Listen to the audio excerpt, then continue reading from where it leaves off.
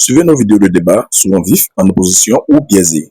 Vous pouvez comprendre que un candidat comme le président Thiam, 150 000 parrains, 150 000 parrains, il est éliminé. Pourquoi? Parce que l'institution qui est chargée de faire la révision de la liste électorale n'a pas fait son travail. Et ça, c'est un motif valable pour écarter le candidat d'un parti aussi important et de quelqu'un qui représente autant d'espérance. S'il te plaît, reviens un peu sur le sujet de parrainage. Je reviens là-dessus. Je suis en train de dire simplement que Khalil, finalement, moi, je ne sais même plus c'est quel débat. Parce que tu vas sur... Attends, s'il te plaît. Hein? Non, s'il te plaît. On va... moi, depuis là, écoute. Mais il faut écouter, tu n'es pas le écoute-moi. Tu vas pas venir écoute-moi.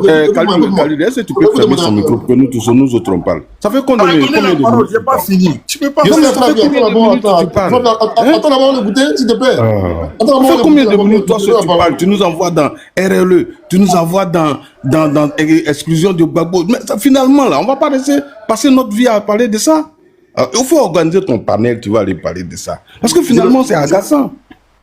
Mais dis même pas les modérateurs s'ils font leur boulot. Non, je l'ai cadré. Mais rapidement.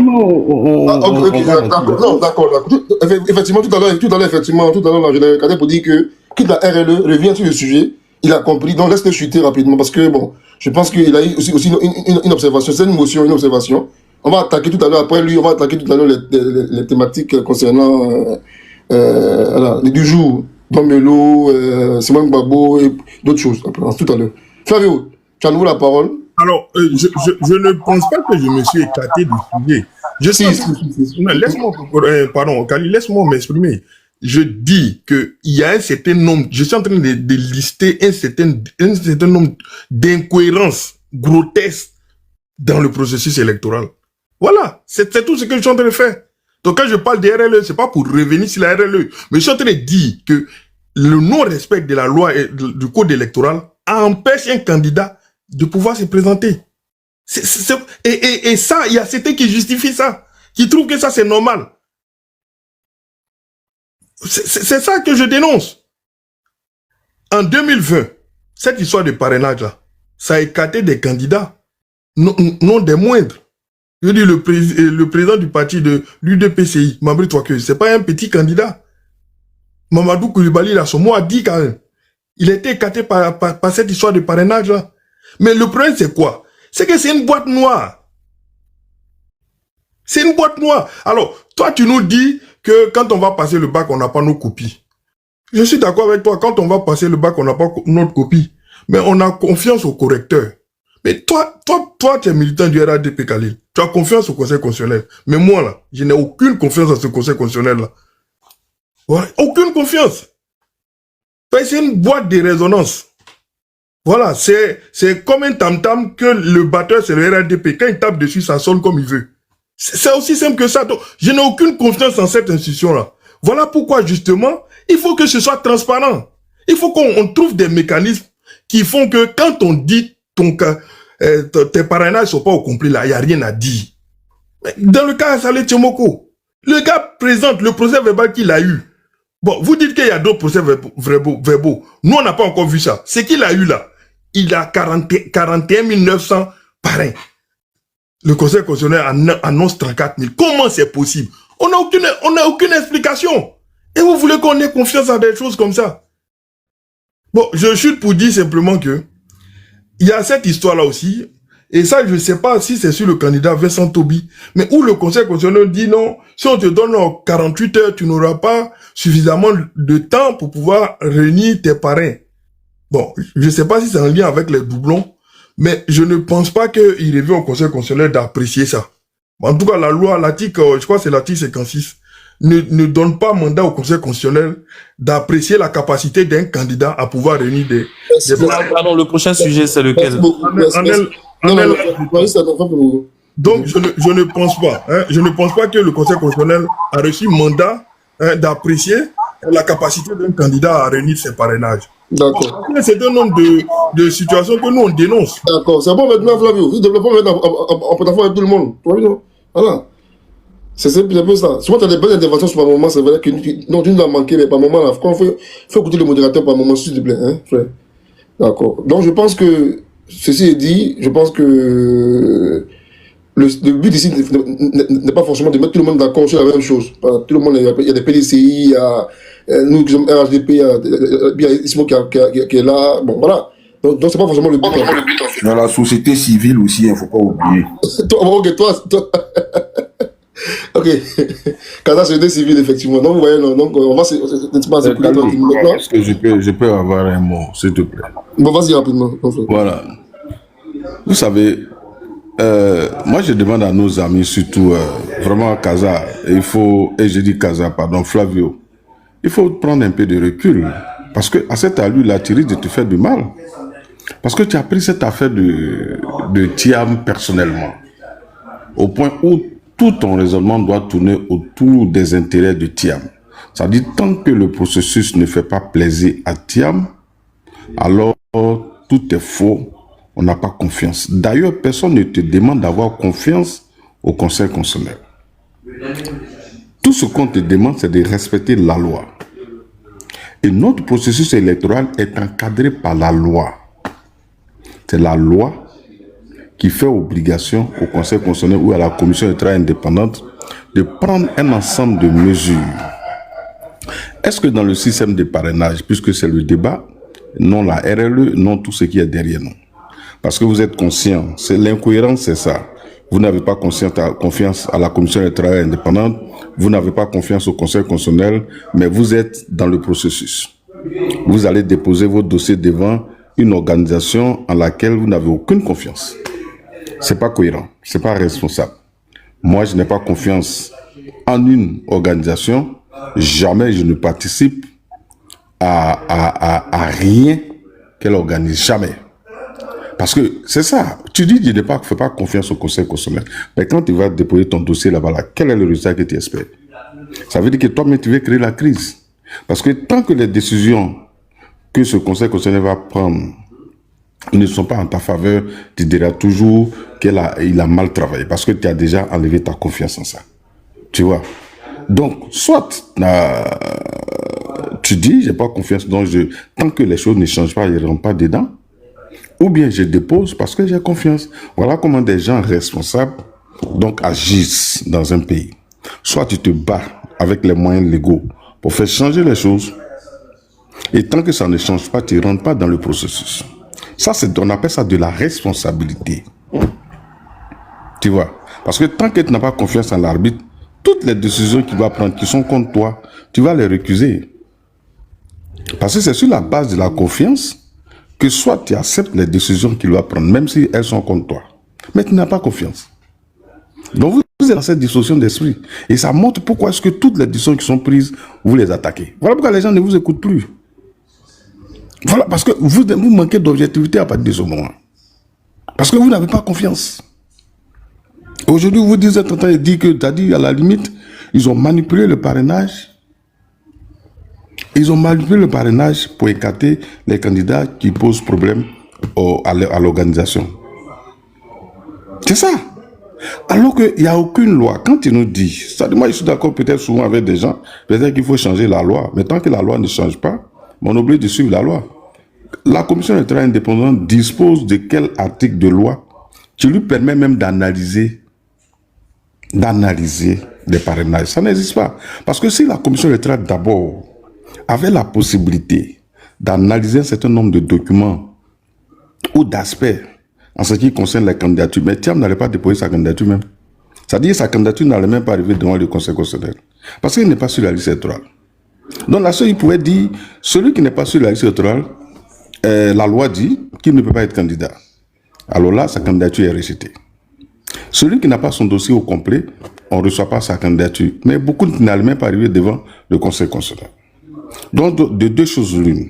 Soit vous acceptez que la CEI vérifie tous les documents, s'assure que tout est conforme à la loi avant d'aller devant le Conseil constitutionnel. Mais là encore, il faut que la CEI ait une loi qui lui permet de faire ça. Mais ça n'existe pas. Voilà pourquoi, quand il vient avec ton document, la CEI ne fait que noter et puis envoyer au Conseil constitutionnel. Mais la loi également, les délibérations du Conseil constitutionnel, là, peut-être que vous venez de rentrer en politique dont vous ne savez rien, les délibérations du Conseil constitutionnel sont secrètes.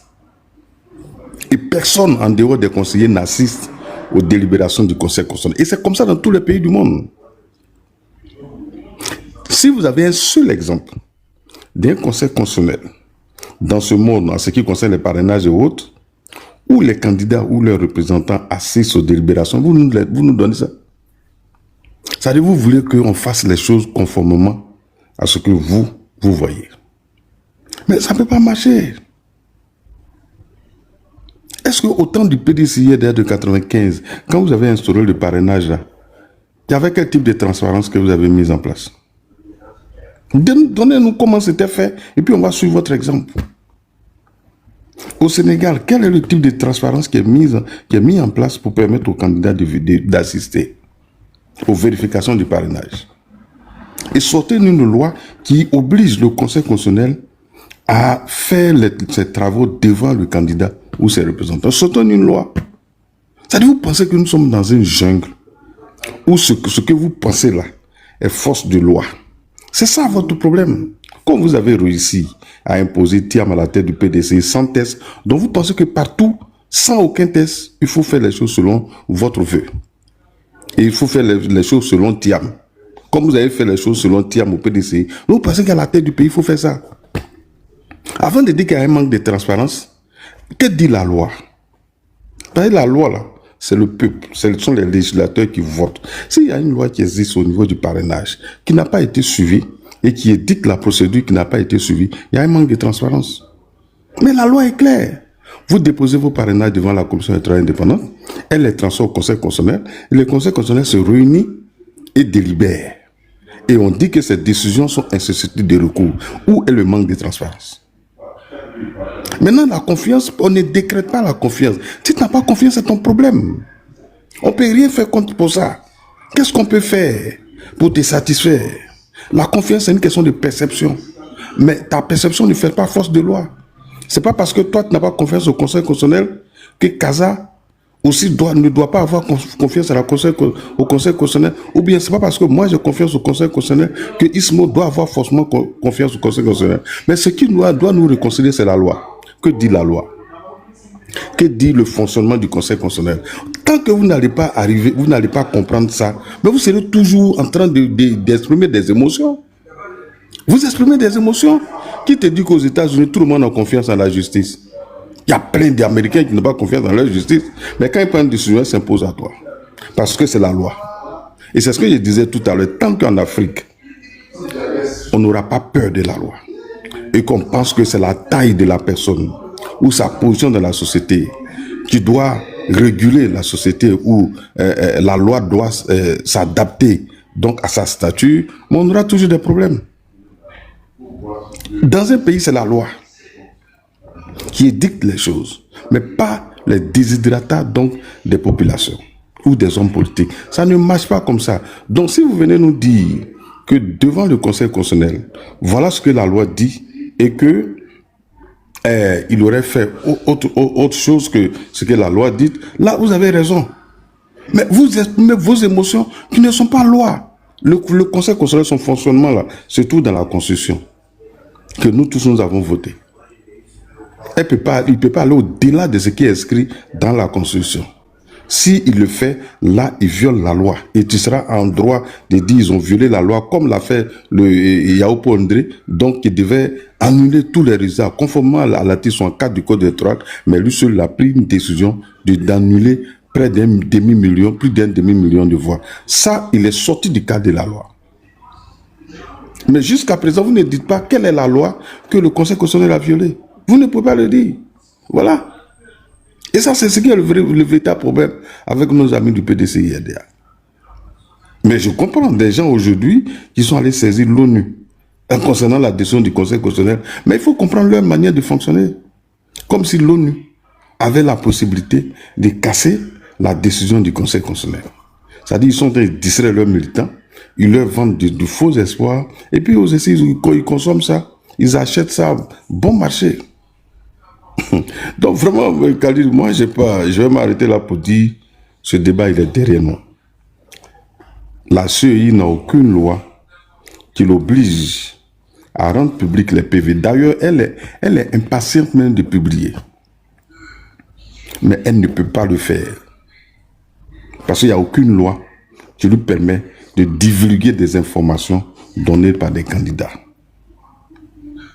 Il n'y en a pas. Maintenant, comme Assalé Temouko, lui, il a décidé de les publier, il est libre de le faire, puisque ce sont ses propres documents, mais la CEI ne peut pas publier les documents d'Assalé. Mais comme lui-même, il a décidé de publier ses propres documents, mais pourquoi il ne publie pas l'accusé de réception? Comme lui, il a décidé d'être transparent, mais qu'il soit transparent jusqu'au bout. Au lieu de publier ce qu'on appelait 41 000 lignes renseignées. 41 000 lignes renseignées, là, est-ce que c'est égal à parrainage? C'est ça.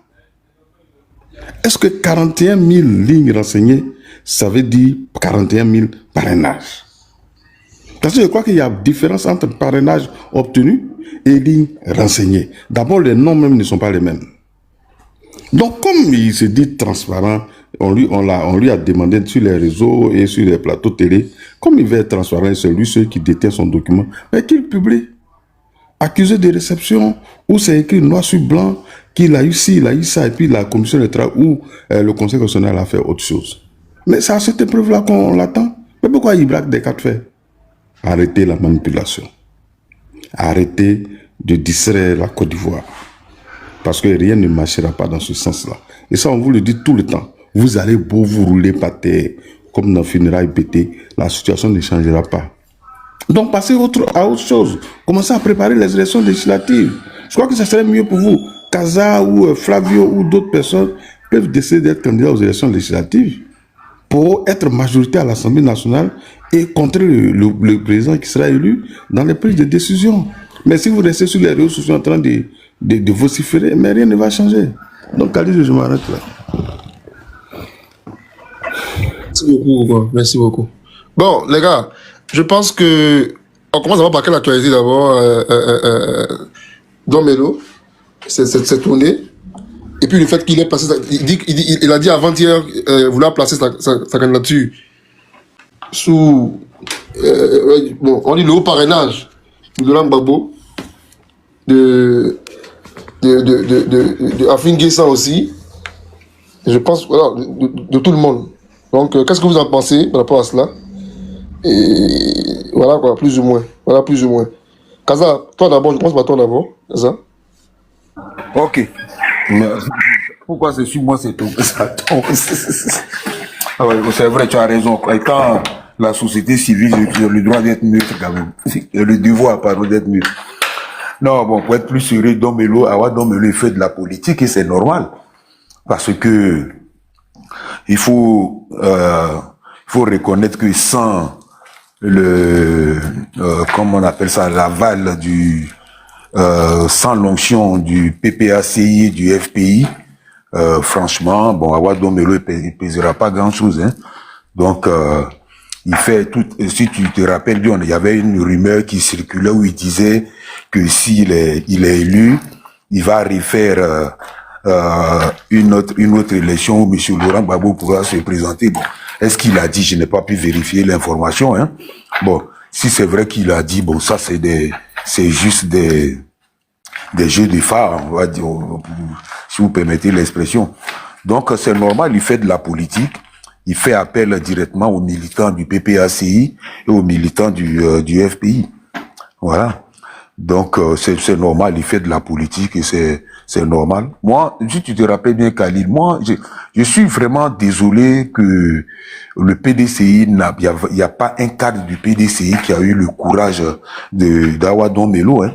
Parce que moi je l'ai dit, hein, j'ai dit cette histoire d'Awa Don Melo là, moi je pense que Awa Don Melo il a le soutien caché du président Laurent Gbagbo. Je le pense, peut-être que je peux me tromper et que en fin de compte, finalement, ils vont nous demander de voter pour Awa Don Melo.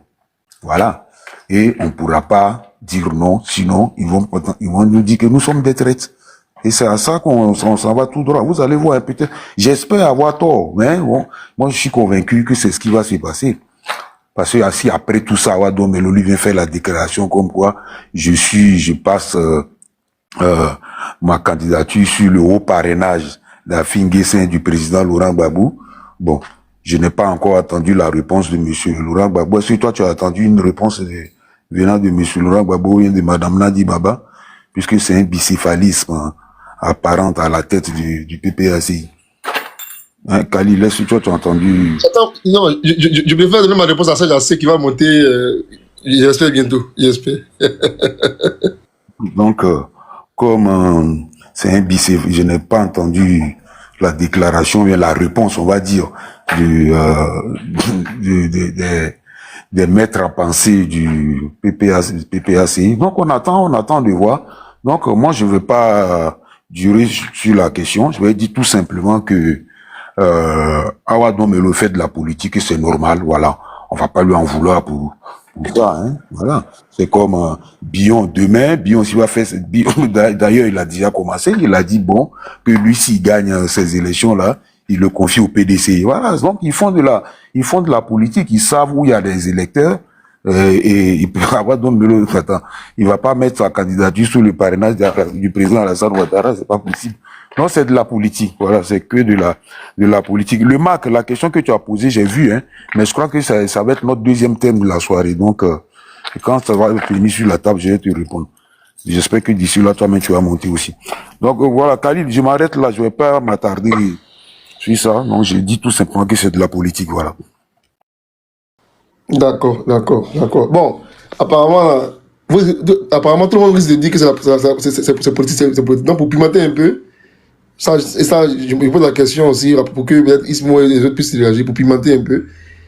Par rapport à cette thématique que nous abordons maintenant, qu'est-ce que vous pensez du fait que lorsque il était sur le plateau de FTV, au Grand Talk, quand il a eu l'information de son dégommage au poste de vice-président du PPACI, il y a une phrase culte. Il dit, lui, il sait que cette décision dans l'espace ne demande pas du président Laurent Gbagbo. Première chose, il dit que Laurent Gbagbo est pris en otage. Cette déclaration-là, ces deux déclarations-là, quand vous les mettez en parallèle avec maintenant la demande auprès de Laurent Gbagbo, il dit maintenant que Gbagbo qui est en otage là, il appelle, n'est-ce pas, son parrainage, son haut parrainage. Qu'est-ce que ça vous fait? Vous voyez, non? Je ne sais pas si vous voyez. Qu'est-ce que ça vous fait? Ismo, vas-y.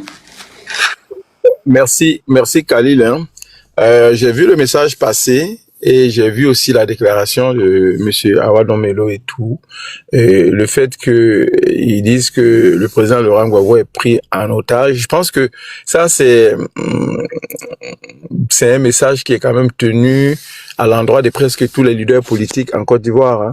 Alassane, que ce soit le président Alassane Ouattara, que ce soit l'ex-président Laurent Gbagbo lui-même, dont on parle, que ce soit Feu Henri Konabédié ou encore tout ce beau monde-là, même en allant dans les petits partis comme le GPS et tout ça, c'est quelque chose dont les Ivoiriens sont habitués. Hein.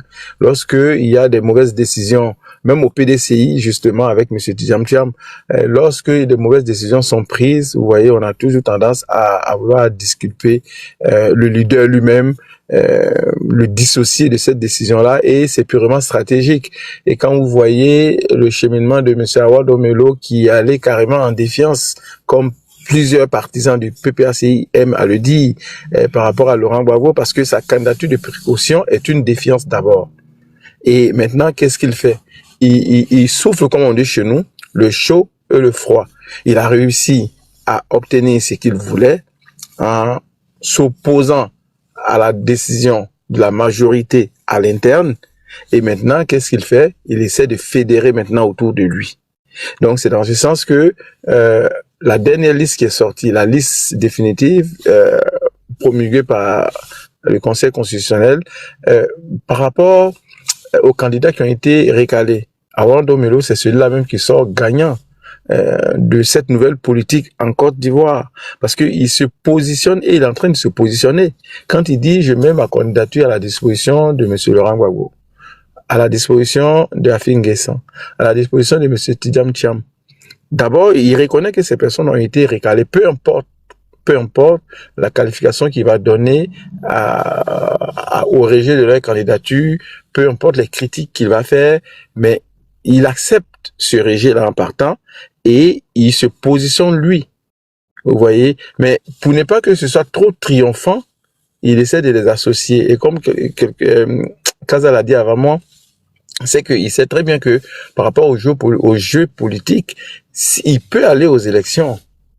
Il y a les Ivoiriens qui vont voter pour lui.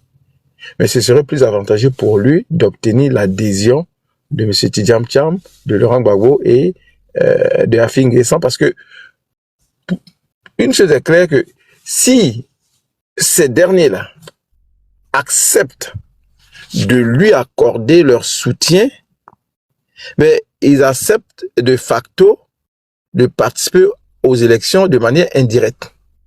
Donc, ils acceptent les règles du jeu.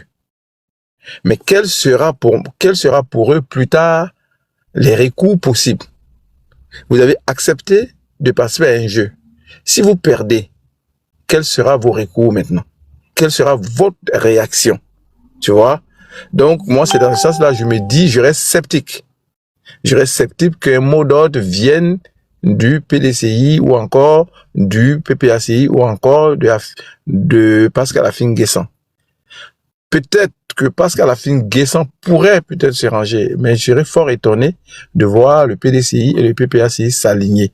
Parce que eux, le rejet, le boycott, cette façon de boycotter, même s'ils n'emploient pas le mot boycott, nous n'allons pas boycotter, nous n'allons pas faire la politique de la chaise vide, mais les faits sont là de manière factuelle, ils font pas partie de ces élections-là. Vous voyez, de manière factuelle, ils ont été recalés. Mais s'ils acceptent de soutenir Awad Domelo, ils acceptent le processus lui-même. Est-ce qu'ils sont prêts à accepter ce processus-là? Est-ce qu'ils sont prêts? Voilà la question. Je vais m'arrêter là pour dire, est-ce qu'ils sont prêts à soutenir Awad Domelo et en acceptant de facto qu'il aille aux élections en leur nom, avec leur soutien, et qu'ils soient aussi prêts à assumer sa défaite, qui sera aussi la leur? Moi, j'ai des doutes. Voilà. D'accord, tonton n'est pas encore terminé, donc je vais te relancer encore. Ça veut dire que le 5 septembre, sur la chaîne Vox Africa, il y a une interview avec deux journalistes, notamment Norbert Navarro, et il laisse entendre que pour lui, Laurent Gbagbo sera recalé. Il est affirmatif, hein, parce qu'il n'est pas électeur sur le code électoral. Donc tu vois que il est passé d'une proposition de candidature, de précaution, à la certitude du fait que Laurent Gbagbo, son mentor, ne sera pas retenu. Selon lui, il dit que le code électoral étant resté inchangé, il est sûr et certain que le Conseil constitutionnel, effectivement, va débouter son mentor. Est-ce que tu penses que cette certitude-là, selon toi, est-ce qu'il avait cela avant, on va dire, depuis juillet, août, par exemple, ou bien c'est maintenant qu'il a atteint de lucidité un coup pour savoir que, selon lui, il est sûr et certain que Gbagbo sera recalé? Parce que si on parle de précaution, c'est parce qu'il y a un doute. Mais s'il dit lui-même dans l'interview le 5 septembre, je suis précis, il dit que il est sûr que Gbagbo sera recalé parce que le code électoral actuel n'a pas changé. Or, c'est l'électeur qui peut être président, selon lui. Toi, Oui. tu en penses quoi? Oui, mais c'est normal, Khalil. Vous savez, Laurent Gbagbo, en 2020, il n'a pas été candidat. Donc, qu'est-ce qu'il fallait que, pour que Laurent Gbagbo soit candidat? Il fallait un accord politique. Il fallait une mesure politique pour régler la problématique de Laurent Gbagbo. Ou bien, il fallait que le président de la République prenne une décision spéciale, mais ça n'a pas été fait.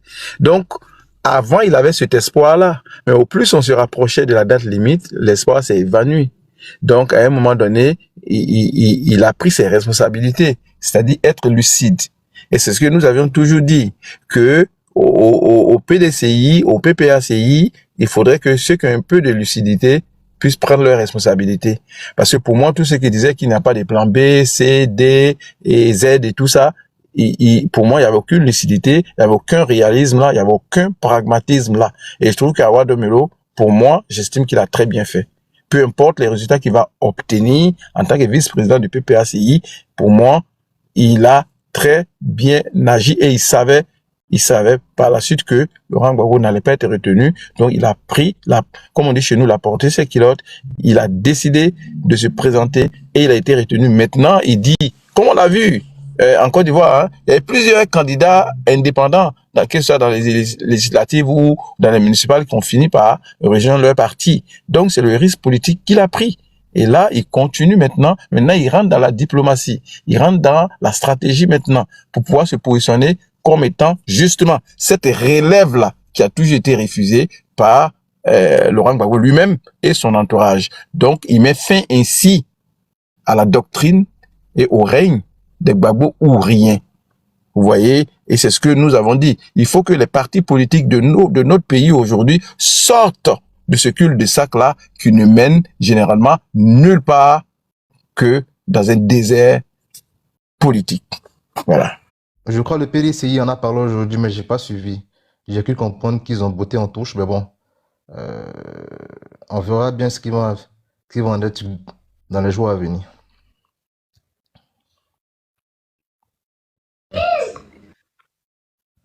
Mais une chose est sûre, je pense que le parti ira aux élections. Ça, j'en suis persuadé. Je ne sais pas sur quelle forme, mais on ira aux élections parce que, bon, il y a même de la suivi du parti parce que le président l'a dit.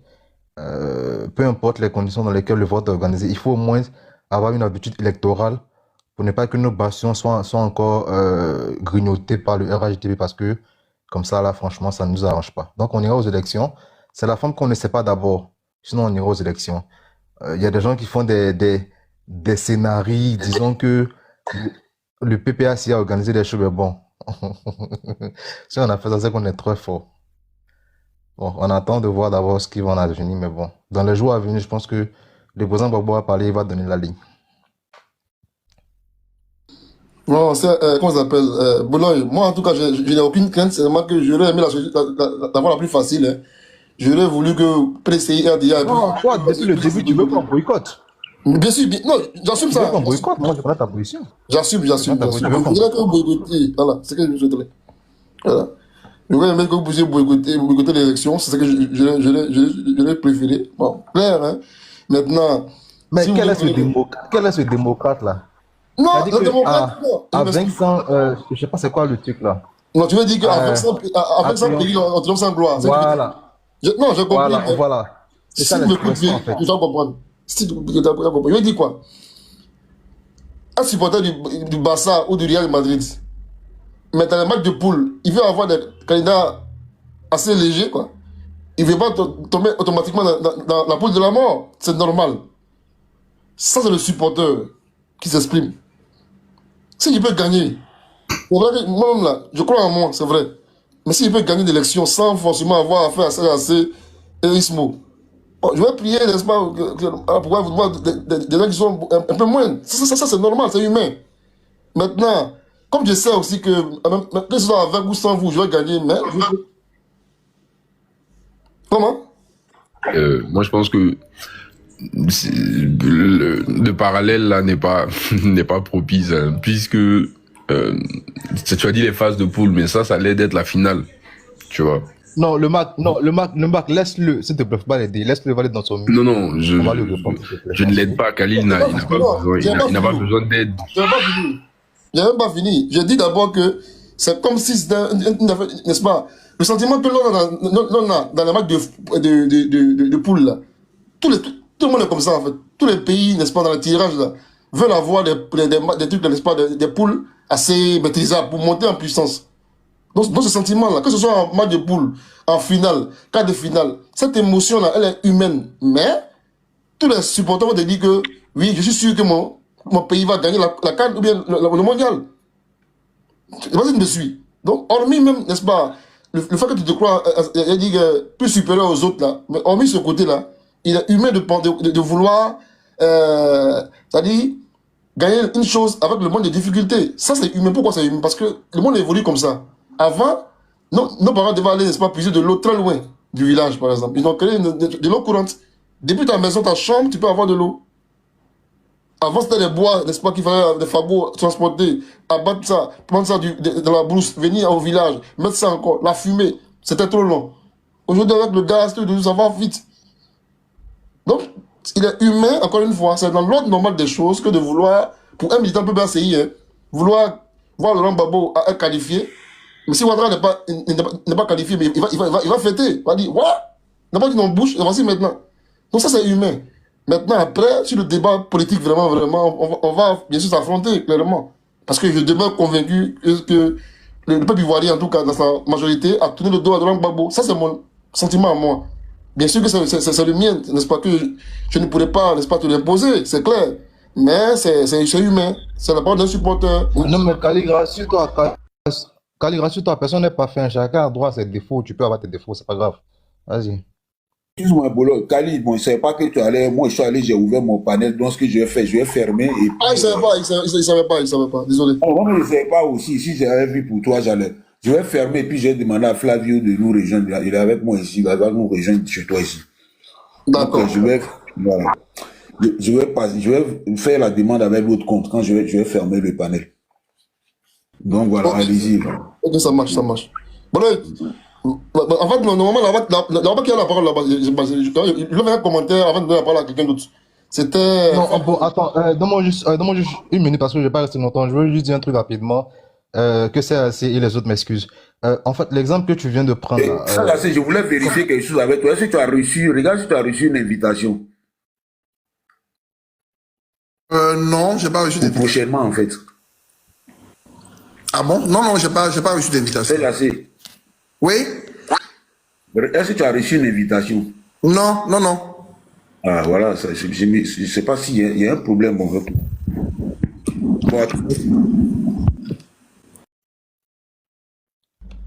oui, Kali, donc je disais, l'exemple que tu viens de prendre là, bon, l'exemple, bon, je pense qu'il est inopérant parce que là, tu parles de match de poule, et quand on joue les matchs de poule, c'est qu'on s'attend à des finales. Et bon, généralement, si tu gagnes à l'élection présidentielle, quand tu gagnes au premier tour, il y a pas de finale. C'est-à-dire que le tournoi s'arrête aux phases de poule. Mais ce que tu viens de dire là, ce que ça traduit, c'est que votre parti est à l'aise dans le fait d'exclure les gens. Et je le dis de façon sans honte, hein, sans honte, je le dis que vous êtes à l'aise pour exclure les gens et que toi, tu ne, tu t'en fous si vous gagnez avec des candidats de figuration. Sauf que cette fois-ci, je pense que les états-majors des partis politiques, que ce soit le PDC et le PACI, je pense sincèrement ils ont étudié toutes les éventualités. Je ne pense pas que des gens intelligents comme Tiambé Gbagbo n'aient pas étudié tout ça. Je pense que tout ça a été étudié. Et que voilà, quand ils disent qu'ils vont aller aux élections, même la dernière fois, quand je crois que c'est Blessy qui disait qu'ils vont aller aux élections avec Tiam, je pense qu'actuellement, là, le dire comme ça, c'est bien, mais dans les jours à venir, dans les semaines à venir, les positions vont être un peu plus claires. Très sincèrement, je ne pense pas.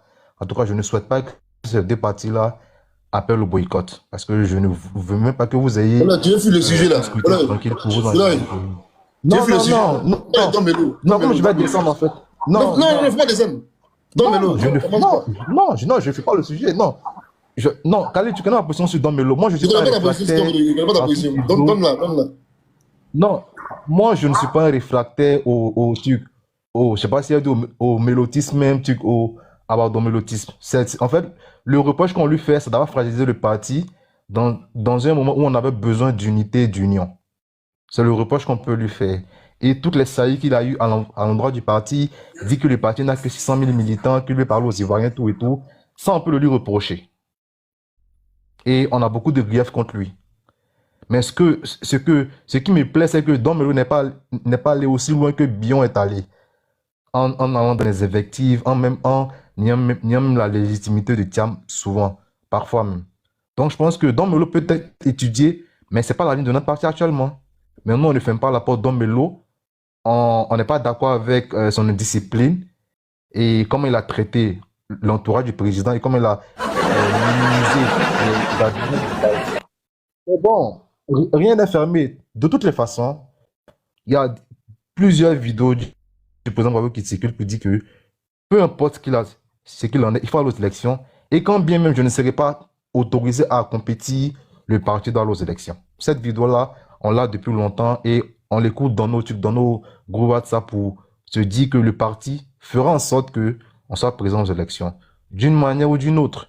Voilà, parce que vous laissez la part belle, ça serait trop. Maintenant, quant à ce que Ismo a dit pour dire que si on va aux élections, si on adopte Domelo et que Domelo perd, on assumera les conséquences.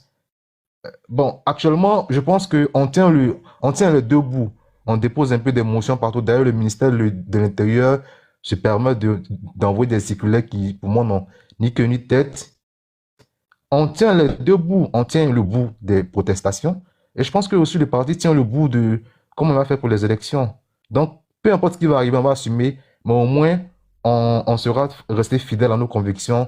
On ne les aura pas trahis. Et moi, je le dis tout sincèrement, si demain, c'est les élections que le parti me dit de voter Domelo, je vote Domelo les yeux fermés. Il n'y a pas de souci pour ça. J'ai aucune sorte de haine, mais de ressenti envers lui. Je voterai pour lui si le parti dit de voter pour lui. Voilà ce que j'ai à dire sur là-dessus. Je n'ai pas de commentaire particulier à faire sur sa posture. Moi, je suis un militant. Un militant, c'est un militant. Je suis la ligne du parti. Voilà. Bon, c'est une fuite. Merci beaucoup quand même de ta part. C'est quand même une fuite en avant. Je pense que c'est une fuite en avant. Mais bon, c'est ta position à toi, c'est ta position. Nous ne sommes pas ici forcément pour faire changer les uns et les autres de position. Donc, Mais tout à l'heure, Khalil, tout à l'heure, là, je t'ai dit que le monde a droit à un défaut. Toi, ton défaut, c'est de penser que le Laurent Gbagbo est fini. Chacun a droit à son défaut. Personne n'est parfait, tu sais. non, c'est pas un défaut. C'est basé sur plein de choses. Une analyse qui elle-même est basée sur, effectivement, sur des faits. Voilà. Quand je regarde Laurent Gbagbo, n'est-ce pas, au début des années 90, qui avait un certain nombre de députés face à Faux-Boigny, quand je regarde les députés qu'il avait en décembre 2000, quand je regarde, n'est-ce pas, ce que son nom pouvait créer comme appel, n'est-ce pas, en termes de voix d'abord, puis en termes de postes électifs, quand je vois cette dégringolade-là, je me dis que les 10 ans passés hors de son bastion, ce n'est pas rien. Et surtout, le plus important, quand son parti politique, n'est-ce pas, en fin 2021, si je m'abuse, fin 2021 ou 2022, je ne sais plus. Oui, c'est ça, oui. Voilà. Oui, c'est ça, Donc, quand j'écoute au début le Blaise Lasme, le Kone Katina, et surtout Hubert Oulay et d'autres personnes, je vois que leur ambition, c'est clairement de montrer le retour de Laurent Gbagbo lors des élections de 2023. Poto, là-bas encore. Donc je dis qu'il y a un problème. Il crée une structure, il dit aux Ivoiriens que non, que c'est le rendez-vous qu'elle a. Il dit aux gens que vous allez voir bientôt ma force de frappe parce que en réalité, le PPACI c'est égal au FPI réel. Et donc Afrique de l'Est aurait gardé l'enveloppe vide. A-t-il des raisons, a-t-il tort? Je trouve que, chemin faisant, il a fait moins de députés que le PDCI RDA de Bédier. Donc, et le pire, beaucoup moins que sous Faux-Boigny. Ça montre une dégringolade. Certainement que vous avez des problèmes structurels à régler, certainement. Mais je crois que votre base, pour l'instant, n'est pas convaincue. La base, jusqu'à présent, refuse de voter. Pourquoi? On va analyser. Non, clairement. Quand Bitro gagne à Yopougon, il gagne avec un taux de participation très bas. 70% des espoirs de Yopougon ne sont pas votés. Alors qu'il a envoyé un Gbagbo. Parler à son nom, un Gbagbo est parti parler de Gbagbo. C'est blanc. Je sais qu'il y a un problème. Si tu ne vois pas ça politiquement, c'est mieux. Je suis heureux. Si tu ne vois pas ça, je suis heureux. Je ne vais pas te couper. Khalil, je ne vais pas te couper. Bitogo gagne plus à Yopougon par la désunion de l'opposition que parce que le RHDP est fort à Yopougon. Le constat de Yopougon est très clair. Bitogo gagne Yopougon parce que l'opposition est désunie, pas parce que le RHDP est trop fort. Quand on additionne les voix de Diaoufoué et de Michel Gbagbo, les deux gagnent Bitogo. Ces voix-là dépassent largement les voix de Bitogo. Je n'ai pas compris. Le RHDP gagne dans des bastions où l'opposition n'est pas réunie. Je n'ai pas compris encore. Non, je parle du cas de Yopougon. Je ne parle pas de ceux qui... Une phrase. Yopougon, attends, une phrase. Bon, ok. J'ai pas envie de te couper. Une phrase. Vas-y. Une phrase. Gbagbo peut être n'importe quelle ville à Côte d'Ivoire, sauf Yopougon. C'est son plus grand bastion en réalité. C'est pas des chiffres, hein. Je suis pas des chiffres. Son plus grand bastion du FPI, c'est Yopougon. Contrairement à ce que vous pensez. Je dis donc que même PLCI, on va être ensemble. Gbagbo, dans son prime, il ne peut pas battre Gbagbo. Jamais. Gbagbo a écrasé les gens, notamment dans plusieurs localités. À l'ouest, surtout, notamment en pays guerrier et peu aussi en pays entier, où on a eu des voix dérisoires. Moi, à chaque fois que je me lève le matin, ces chiffres-là, je les regarde. Hein, parce que tu peux perdre une localité 2 fois, mais progresser dans la pète. Par exemple, tu as été, on va dire, troisième avec 100 voix sur 1000. La seconde fois, tu perds, la seconde fois avec, on va dire, 400 ou 500 voix. Tu as perdu 7, mais tu as progressé. Tout ça, là, ça se calcule. Donc, moi, je vais dire quoi pour terminer? Pour dire que il a, Bidon gagne le Bougon, c'est vrai, il a travaillé parce que la base ADR là-bas vote, c'est vrai. Mais c'est parce que la base même du, n'est-ce pas, de Bougon, qui est attachée à l'homme Babou, là, n'est-ce pas, boycott l'élection. Pourquoi? On peut faire des spéculations. Mais la réalité est que ils ne sont pas sortis voter. Comme par exemple à Bobo, où les gens sont sortis voter. Et Bougon, c'est qu'il y a une sorte de désamour. Pourquoi? Je n'ai pas tous les éléments à ma disposition. Mais le constat est frappant, est saisissant. Michel Babo, sans Bitogo ou sans Diaoufoué, il devait écraser Bitogo. En tout cas, en tant que Babo est en Côte d'Ivoire, à Abidjan, de retour. Donc, on a pensé cela, mais c'est vrai que Bitogo, il s'est battu quand même. Sans lui enlever de mérite, il s'est battu, c'est vrai. Mais la réalité est que, chiffre à l'appui, il a été aussi aidé par, n'est-ce pas, la désaffection, entre guillemets, de la base même du Babo qui n'a pas bougé. La non-participation. Merci beaucoup, merci beaucoup. Merci beaucoup, merci. C'est important. Bon, on va écouter d'autres personnes aussi, hein, parce que il y a... Je fais exprès, ça pour l'instant, je n'ai pas pour l'instant, je fais exprès pour qu'ils puissent d'abord écouter tout le monde.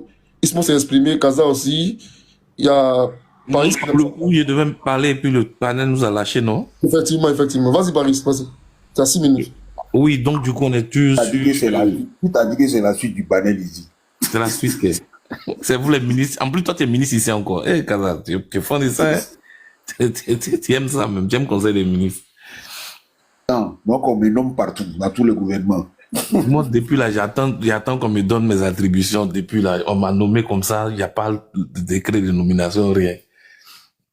Bon, le Strotskis, je pense qu'il est en train de vivre son quart d'heure de gloire, hein, parce que moi, j'en avais jamais entendu parler de sa vie politique jusqu'à aujourd'hui, hein.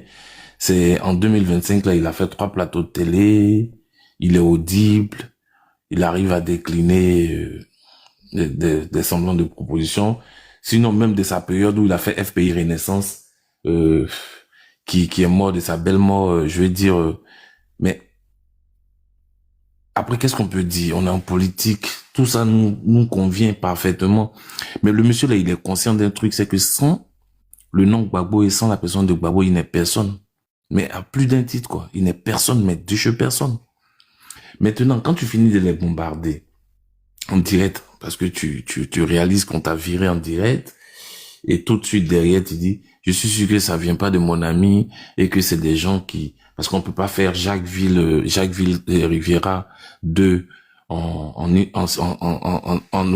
si peu de temps. Donc, tu es en train de maladroitement accuser des gens d'avoir fait du faux, ou d'avoir poussé ton ami à te virer, là où lui-même n'en avait pas envie forcément. Bon, quand tu as fini de te mettre tout cela à dos, moi je veux bien voir ton ami là aller contre la volonté de ceux-là pour venir t'apporter son soutien. Donc c'est dit que, bon, le monsieur il va profiter, et puis bon, ça va lui faire gratter un billet, parce que il va très certainement aller voir ses mandants pour leur expliquer que, bon, sa candidature a été retenue, il a besoin d'un peu de monnaie pour battre sa campagne, tout ça. Bon, ils vont lui lâcher un billet. Parce que dans tous les cas, c'est le but de tout ce qu'il est en train de faire, hein. Faut qu'il retombe sur ses pieds après. Parce que, après, bon, il s'associe avec son cousin de Bongwanou. Ils vont essayer de voir comment ils peuvent racler les fonds de caisse. Ils vont coller, comme on dit. Puis ils vont se démerder. Et puis bon, l'autre, ça va lui permettre d'avoir un peu de monnaie pour essayer de garder sa psycho. Parce que là, tout de suite derrière, on enchaîne avec les législatives. Si jamais il gagne pas sa politiquement, il est mort. Politiquement, il va plus exister. Parce que s'il perd, déjà, il a perdu le conseil régional. S'il perd sa circonscription, il est dans la merde. Là, c'est mort. Là, on n'en parlera plus. Il n'a aucune légitimité à revendiquer quoi que ce soit, à se retrouver même dans une table de discussion bon, dans tous les cas, le gouvernement de sa posture actuelle, on comprend bien que les histoires de dialogue direct ou même dialogue politique, là, c'est fini. Ça, on conjuguait ça au passé, ça va plus exister. Donc, le monsieur, bon, pour moi, il vit sa best life, il vit son cœur de gloire, et moi, je pense que la personne qui est véritablement je vais même pas parler de menace, mais qui pourrait exister en termes de pourcentage pour faire vraiment le job, c'est plus Madame Gbagbo et Monsieur Bion.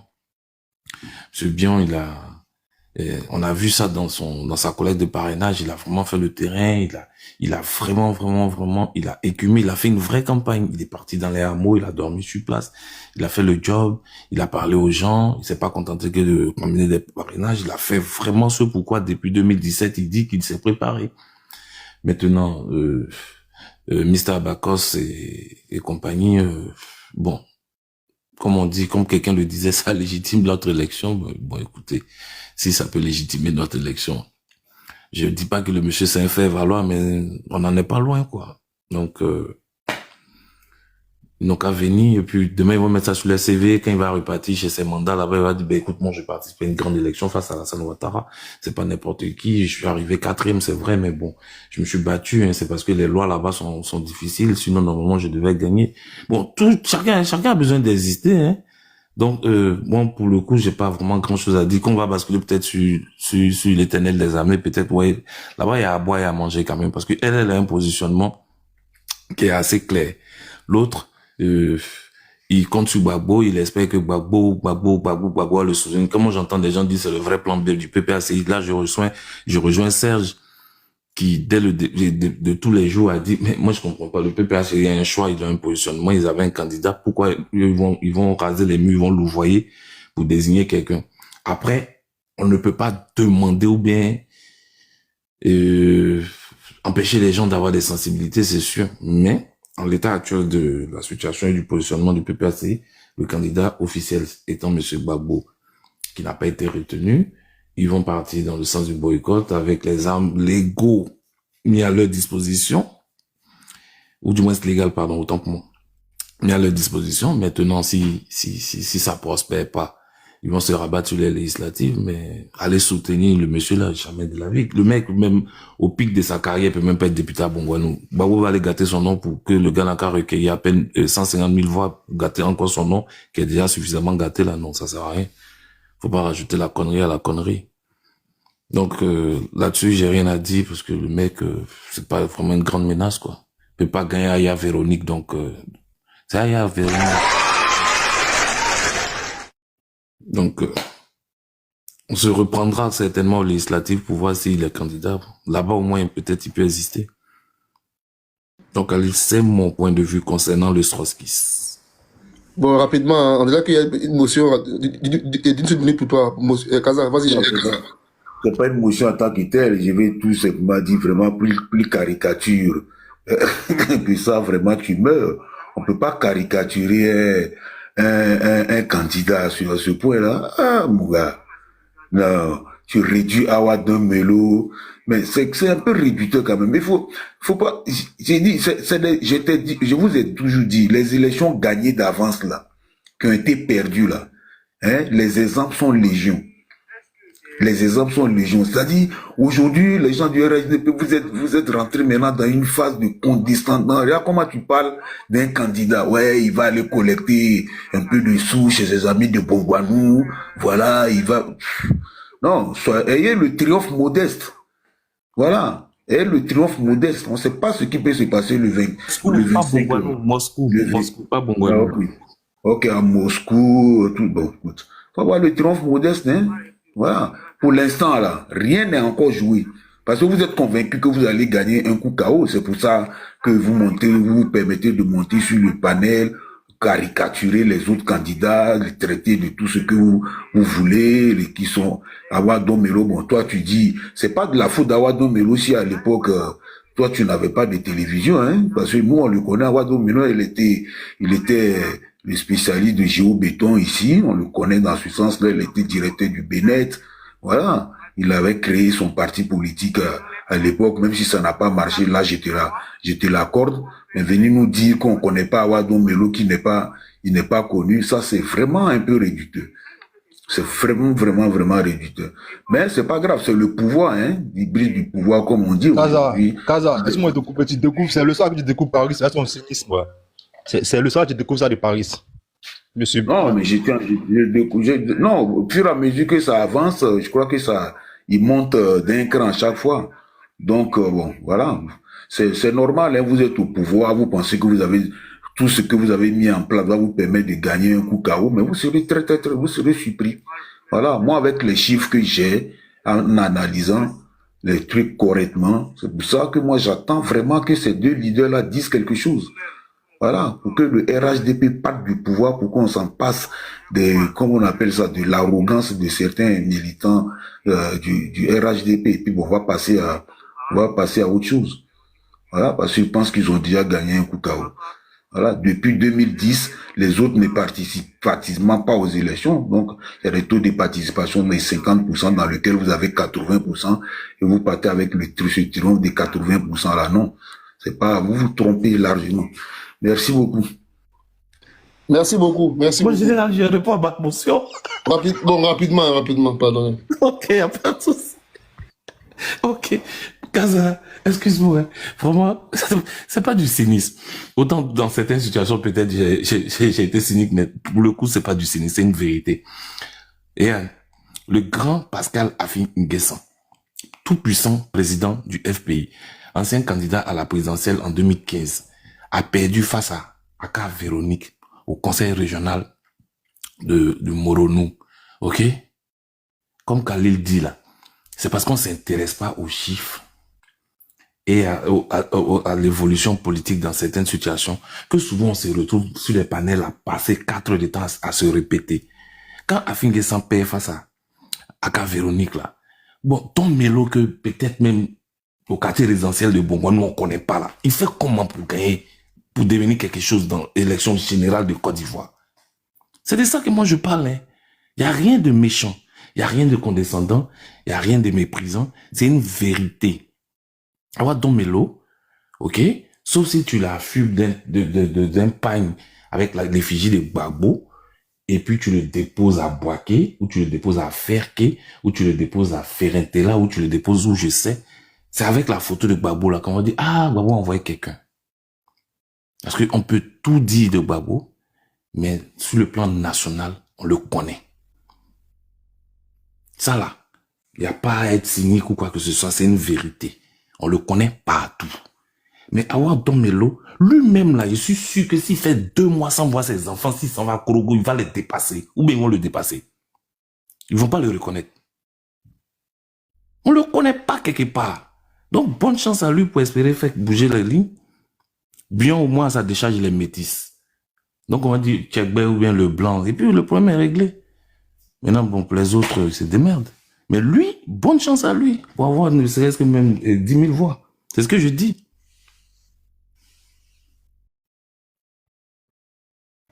Bon, merci beaucoup. Merci.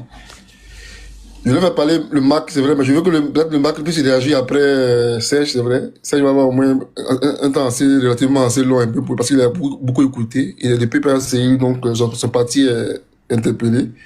Mais pour l'aider, n'est-ce pas, dans sa réponse là, je vais faire écouter une séquence. Tout à l'heure de l'interview à laquelle je fais référence tout à l'heure, c'est celle de Don Melo sur la chaîne Vox Africa, le 5 septembre 2025, c'est-à-dire pratiquement 2 à 3 jours juste avant la décision du Conseil constitutionnel. Et Robert Navarro, qui est dans l'émission, lui pose une question de savoir si le 10, si le CC donne un résultat et puis Laurent Gbagbo n'est pas sur la liste électorale, qu'est-ce qu'il va avoir comme attitude? Donc on va écouter plus ou moins donc ces éléments de langage à ce moment-là. Parce que j'ai pu entendre que il avait déjà anticipé déjà, n'est-ce pas, lui-même déjà l'exclusion. Il a même justifié déjà avant l'heure le Conseil constitutionnel déjà. Donc on va écouter rapidement. Le Conseil constitutionnel va rendre son verdict. La plupart des observateurs anticipent une élimination de Laurent Gbagbo et de Tidiane Thiam, qui sont eux aussi candidats à la candidature. Si c'était avéré, c'est-à-dire si le Conseil les éliminait, là, bientôt, quelle serait votre réaction concernant Laurent Gbagbo et Tidiane Thiam? Mais comme je le dis, aujourd'hui, les deux personnes n'ont pas leur nom sur la liste électorale. Et donc, s'ils n'ont pas leur nom sur la liste électorale, le code va s'appliquer automatiquement. Vous savez, la nature d'un parti-État, c'est que le droit se dit contre les adversaires, mais ça ne se dit jamais pour soi. Ouattara n'est pas éligible, mais bon, c'est lui qui dit le droit. Et donc, dans ces conditions-là, vous constaterez vous-même que si Tidiane Thiam et Gbagbo, ils n'ont pas leur nom sur la liste électorale, il faut s'attendre à ce que le Conseil constitutionnel ne les proclame pas éligibles. Oui, mais qu'en penseriez-vous humainement, Laurent Gbagbo? Je condamne évidemment, c'est pour cela qu'on s'est mis en rang serré pour se battre pour qu'il laisse son nom sur la liste définitive. Et si tel était le cas, que feriez-vous? Ah ben ouais, mais si tel est le cas, je soutiens mon champion, ça c'est clair. Et vous retirez votre candidature? Ah ben évidemment, puisque l'essentiel, c'est pas ma personne. L'essentiel, c'est que la gauche soit présente pendant ces élections, parce que nous avons besoin non seulement d'alternance, mais d'alternatives politiques. Et donc pour moi, cette alternative-là ne peut être apportée que par la gauche. Donc si on a un militant de gauche de la taille et du poids de Laurent Gbagbo, vaut mieux que je lui apporte mon soutien que j'aille encore diviser la gauche. Vous avez très envie d'être candidat vous-même. C'est-à-dire qu'en fait, vous avez très envie que Laurent Gbagbo ne soit pas candidat. Non, pas forcément. Parce que c'est le meilleur candidat. Et donc pour moi, si Laurent Gbagbo doit nous accompagner jusqu'à la victoire, mais je suis prêt à l'accompagner aussi. C'est-à-dire, s'il est éligible, je suis prêt à l'accompagner. Parce que nous avons besoin de gagner. Or, dans la gauche, Laurent Gbagbo reste quand même le numéro 1 de cette gauche-là. Et donc, si nous pouvons lui apporter notre soutien, on le fera. Alors, mais s'il n'est pas candidat, il faut une alternative. Justement, pas forcément une alternance, mais une alternative. Vous avez dit que votre candidature serait une candidature de précaution qui s'effacerait instantanément si Laurent Gbagbo était candidat, donc c'est pas un scoop ce que vous me dites là. Mais votre initiative a été tellement mal prise que vous avez été limogé du PPACI. Est-ce qu'on peut faire le bonheur de quelqu'un? Non, n'utilisez pas, c'est dans la guerre des clans à l'intérieur d'un parti. Vous savez mieux, bon, enfin, mais le président appartient au clan adverse, c'est lui qui a signé. La guerre des clans, c'est la guerre des clans. Hein. Celui qui réussit à avoir la décision, c'est lui qui gagne. Donc, mais cette guerre des clans là, c'est valable dans tous les partis politiques. Mais je reste militant du PPACI. Et quel est le clan qui a gagné? Comment le décririez-vous? Bon, je ne rentrerai pas dans les détails ici. Ok. Voilà, je pense que vous avez écouté, hein, voilà. Donc je pense que j'ai laissé s'exprimer. Après on va écouter le Mac et puis Pado Alassane rapidement. Ok. Bonsoir Serge. Bonsoir. Vas-y. Comment tu vas, Khalil, alors? Ça va super bien. D'accord, Dieu merci. Alors bonsoir à tout le monde, sinon rebonsoir. Bon, Awadon Melo, qu'est-ce qu'on peut en dire de nouveau? Il est dans sa logique. Il a décidé de faire cavalier solitaire. Bon, c'est son choix. Il est toujours membre du PPACI. Il n'a pas été exclu du parti. Voilà. Simplement, il a été démis des fonctions qu'il occupait officiellement, bon, pour être en cohérence avec la ligne du parti et la discipline du parti. Voilà, parce que le parti, souverainement, a choisi quelqu'un. Voilà, pour incarner sa vision. Parce que, vous voyez, malheureusement, les gens ont des raisonnements électoralistes. Et au nom de cet électoralisme-là, on veut avoir tendance à influencer les autres. Voilà. Nous, notre vision, elle n'est pas électoraliste.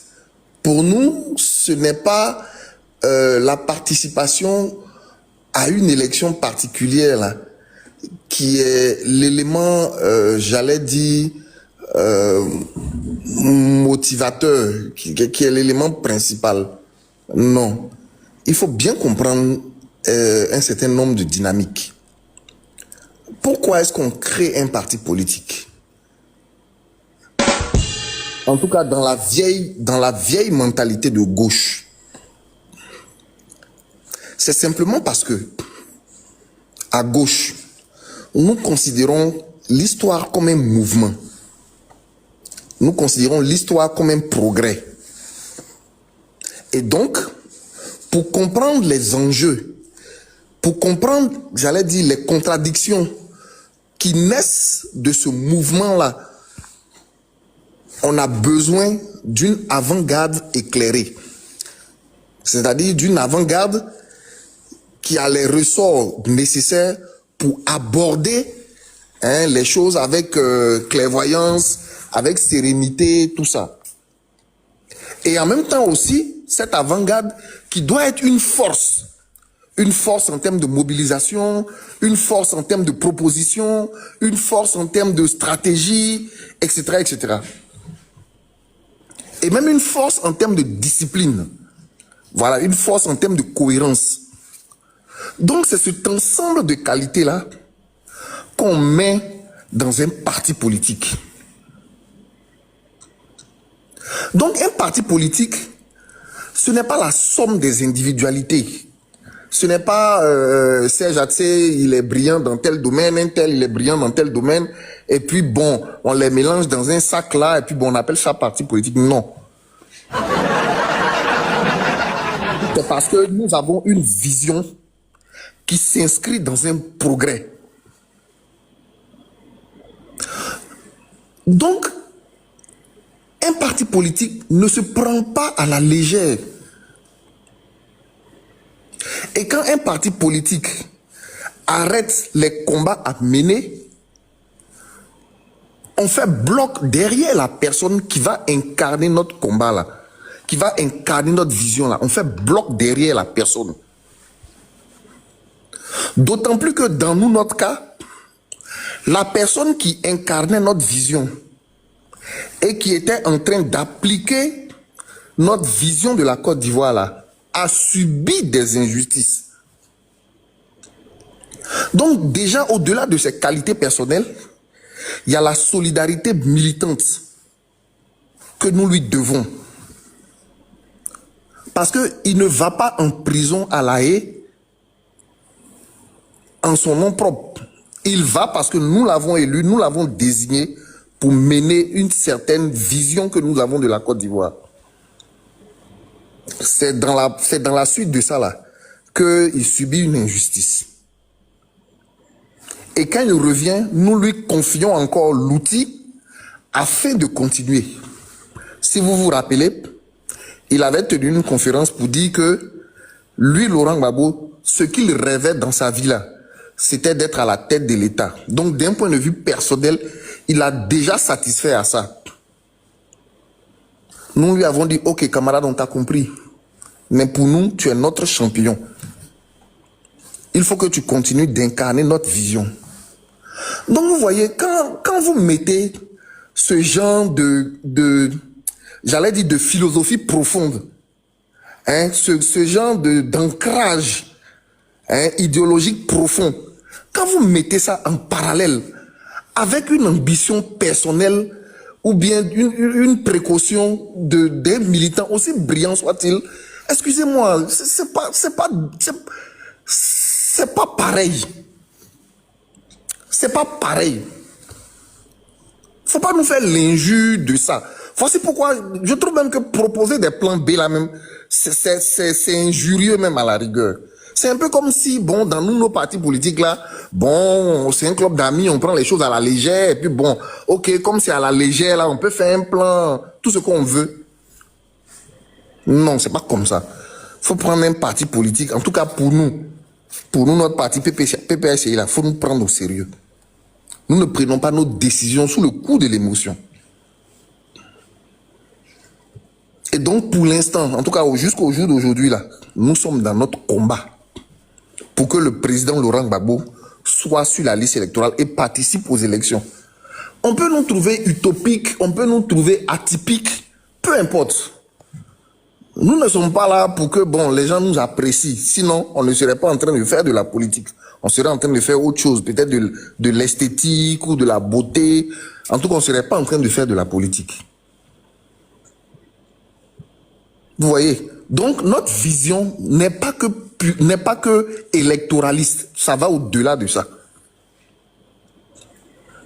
Alors donc, si demain, le président Laurent Gbagbo ou bien le parti lui-même décide souverainement qu'il doit accompagner Awa Don Melo, ce sera le parti qui va se réunir et puis qui va voir qu'est-ce que Awa Don Melo pourra porter au nom du parti. Quelle vision il pourra incarner pour le parti. Donc, si c'est pour que le parti, ou bien si c'est pour que Laurent Gbagbo seul soit son parrain là, excuse-moi, on n'est pas dans cérémonie d'anniversaire pour dire qu'on cherche parrain. C'est pas ça notre sujet.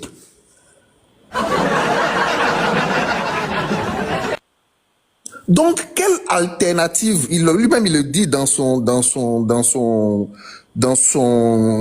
que tu nous as fait écouter là.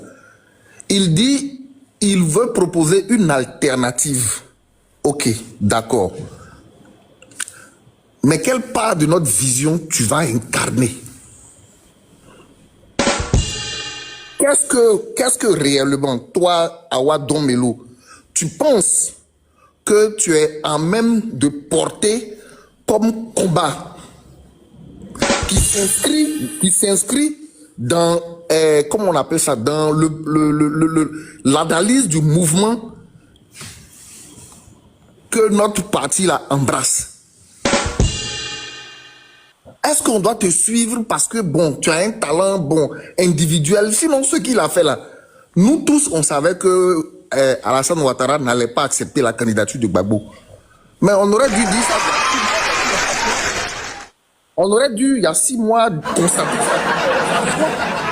Mais est-ce que c'est ça le sens de l'histoire? Est-ce que le sens de l'histoire, c'est d'abdiquer dans le combat? Voilà. Donc, bon, moi, j'aime bien les trotskistes, hein, mais je dis toujours que souvent l'histoire est là pour nous parler. Lorsqu'on devait succéder à la succession de Lénine, Trotsky était celui qui présentait toutes les meilleures qualités.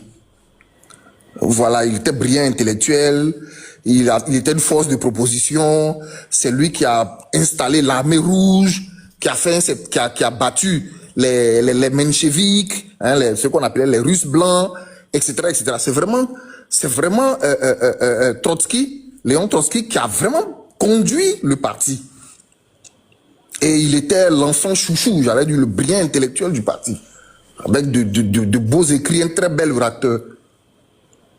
Mais malheureusement pour lui, c'est Staline qui s'est imposé,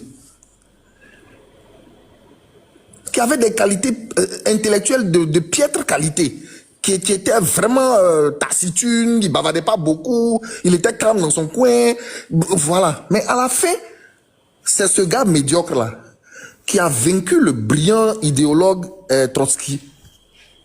Pourquoi? Mais simplement parce que Staline a compris que le plus important, ce n'était pas la qualité personnelle qu'on puisse avoir là, mais c'est de se mettre au service du collectif.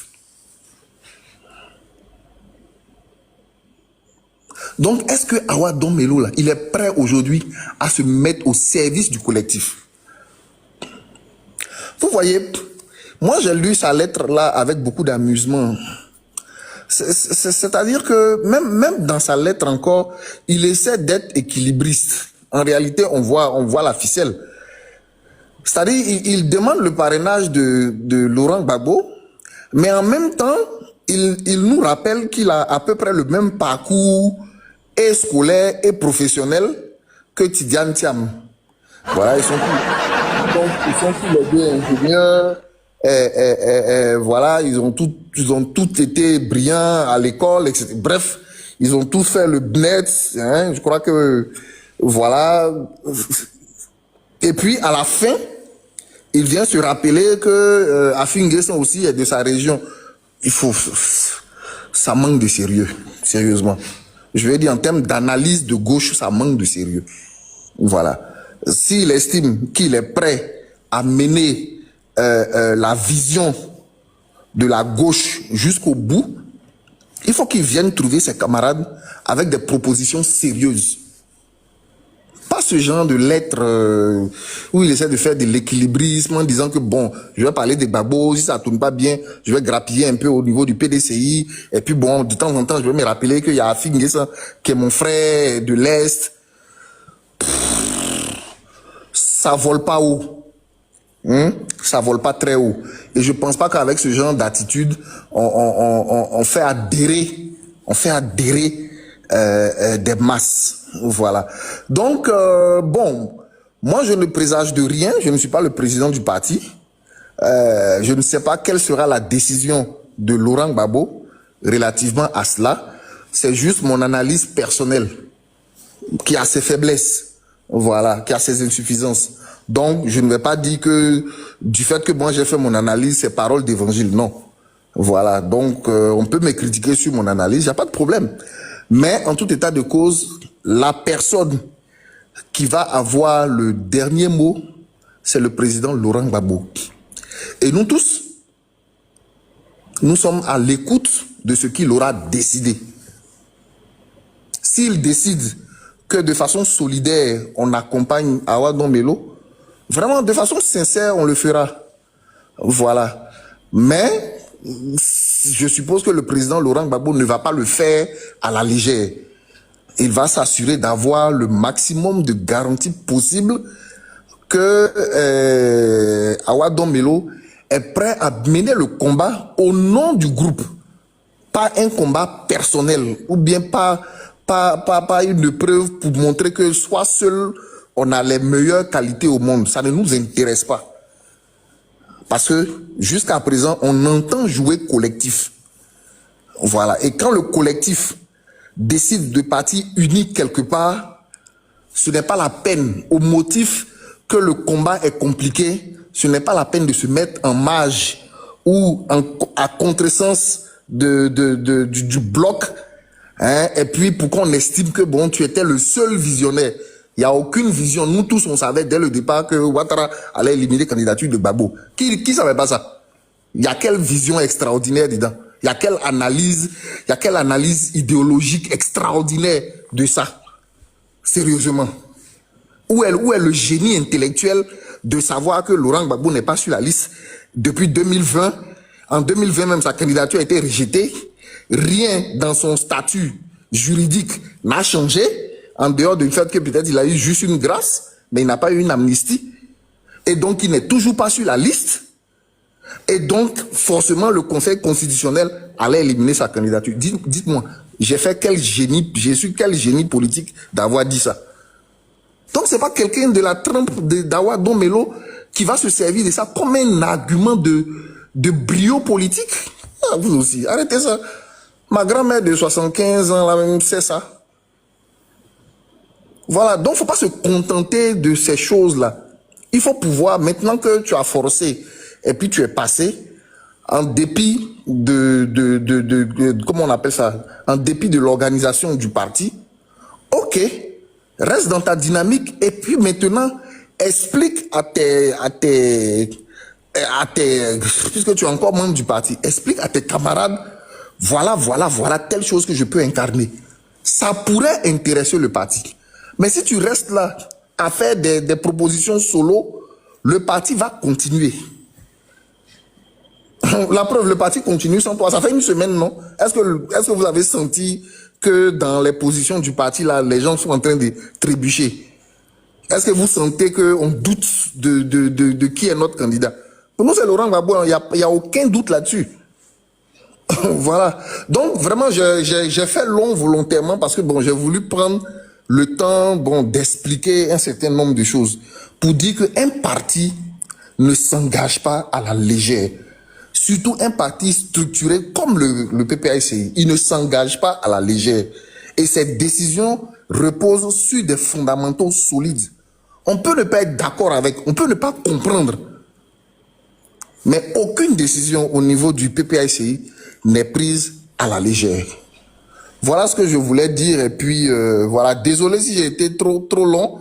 Mais c'était quand même nécessaire de faire ce genre de précision-là. Donc, on n'a rien contre notre camarade, Awa Dombelo. Il est toujours membre du parti. Lui-même, il a bien dit.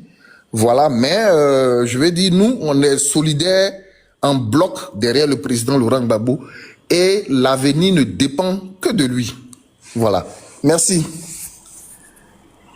Merci beaucoup, Serge. Merci beaucoup. Je pense que, rapidement, Baris, j'espère que ta motion ne va pas être longue parce que d'autres attendent, effectivement. Voilà, d'autres attendent un peu. Donc, parce qu'après, ça me marque de parler. Hein. Donc, non, mais t'inquiète pas. T'inquiète pas. Bon, moi, tu sais, quand Serge et moi, on est sur la même longueur d'onde, qu'on s'accorde comme ça, c'était juste vraiment pour faire rappeler à son premier fan qui est juste en dessous de lui que c'est les mêmes mots que j'ai employés qu'il a trouvé cynique là.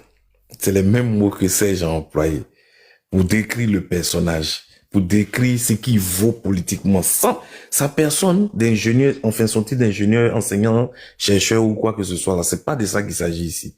On parle de monsieur et on parle de politique. Ce qu'il vaut et ce qu'il pèse et comment il a louvoyé pour se retrouver candidat. C'est ça qu'on critique ici. On n'est pas en train de critiquer sa gestion familiale, comment il va à Noël avec ses enfants, sa femme, tout ça. C'est pas de ça qu'il s'agit. Franchement, ça ne nous concerne pas. On dit qu'il a usé de fourberie, ça l'a rattrapé. Maintenant, il appartiendra au chef d'apprécier. Bon, c'est pas le mot que moi j'ai employé, hein. Oui, mais c'est le même résultat, en fait. C'est le même résultat. C'était juste pour faire rappeler à Boloy Cap qui m'a trouvé cynique pour le coup que on peut pas faire plus cynique que ce que toi tu viens de faire là. Moi je m'arrête là.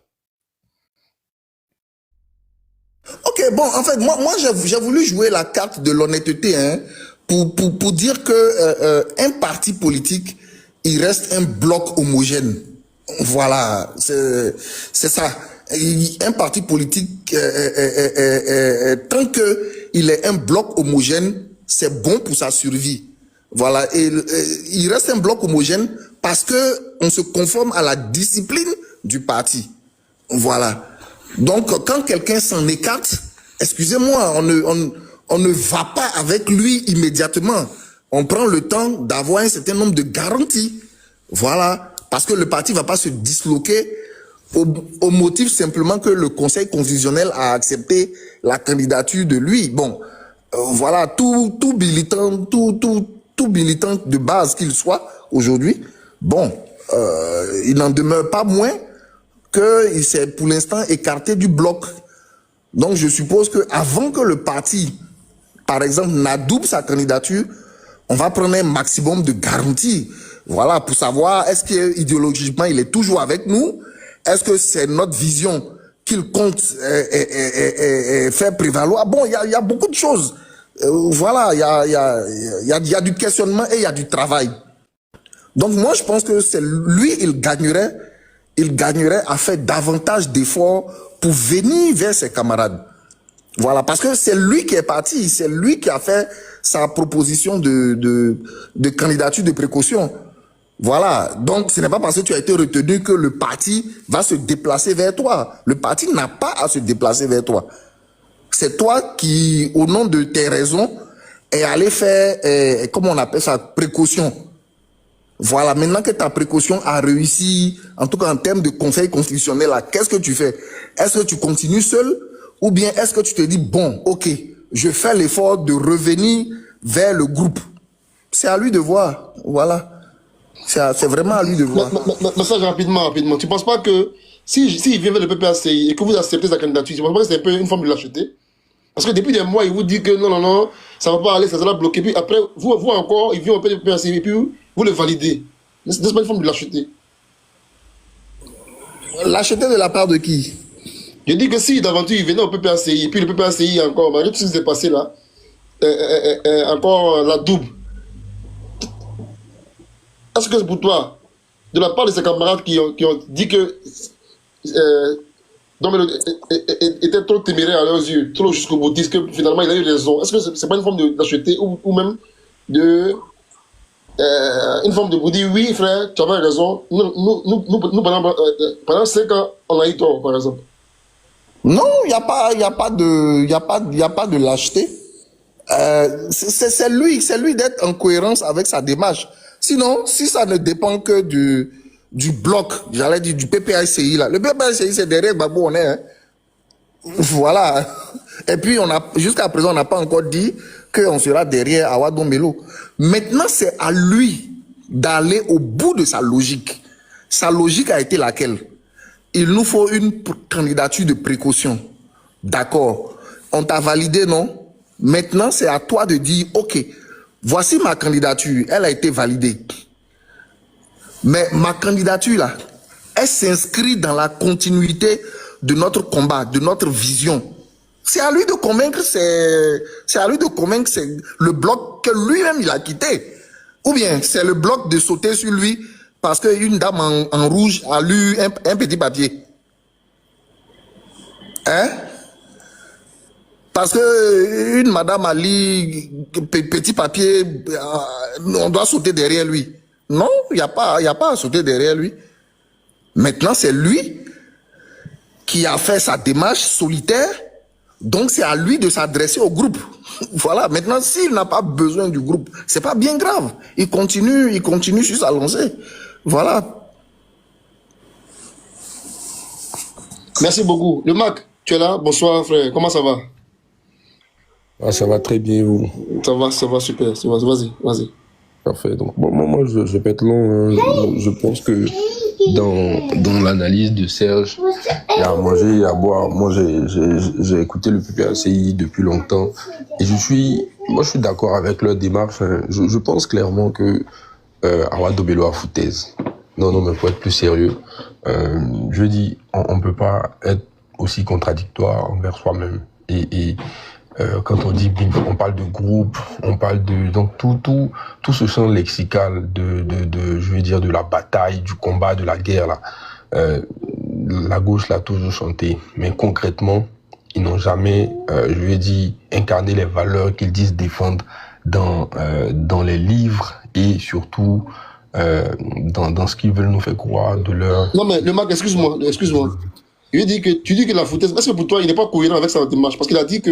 C'est pour ça que j'ai dit non, je rigole quand je dis qu'il a foutaise. Ah, d'accord. Est-ce qu'il est cohérent envers sa démarche? Je ne sais pas, parce que c'est pas une démarche que je lui ai dit que j'ai l'habitude de suivre ou d'imiter. Mais une chose est sûre, c'est qu'il a du courage.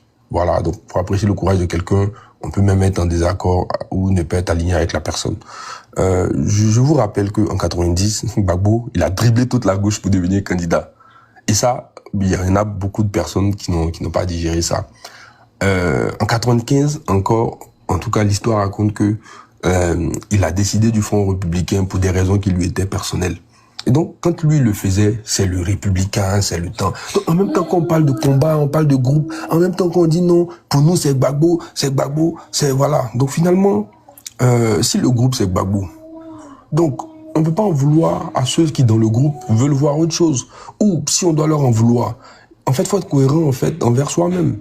Donc moi, je vois beaucoup d'incongruités dans la démarche des uns et des autres. Je vois de la méfiance dans leur démarche, parce que s'ils étaient vraiment solidaires, depuis 90, on n'aurait pas assisté à cette dislocation de la gauche de Zadie Zaouroua. Donc, voilà, c'est une gauche aujourd'hui qui est disloquée, qui est éparpillée, qui est dispersée, qui est fracassée. Tu vois, quand on a des grandes figures comme Mamadou Koulibaly, qui à un moment était le numéro 2, Afin Guessan, président du parti, Simone Gbagbo, une grande militante, etc. À quel moment on parle de groupe? Il devait avoir honte d'utiliser le mot groupe. Non, mais à un moment, soyons sérieux. Quand on parle aux Ivoiriens, quand on parle à des gens qu'on a vus, je veux dire, qui ont dirigé le pays à un moment, qui ont été dans l'opposition, faut être sérieux. Voilà. Donc, quand on a aujourd'hui une gauche dans laquelle il y avait des jeunes patriotes, des Blé-Goudé, ceux qui ont chié aujourd'hui, qui aujourd'hui aussi sont incohérents. Donc tout le monde peut pas être incohérent, sauf une personne qui, elle, dit que c'est elle qui incarne finalement le groupe, le nom. À un moment, c'est sérieux. Donc il y a un problème de cohérence entre eux. Qu'ils aillent s'asseoir, discuter.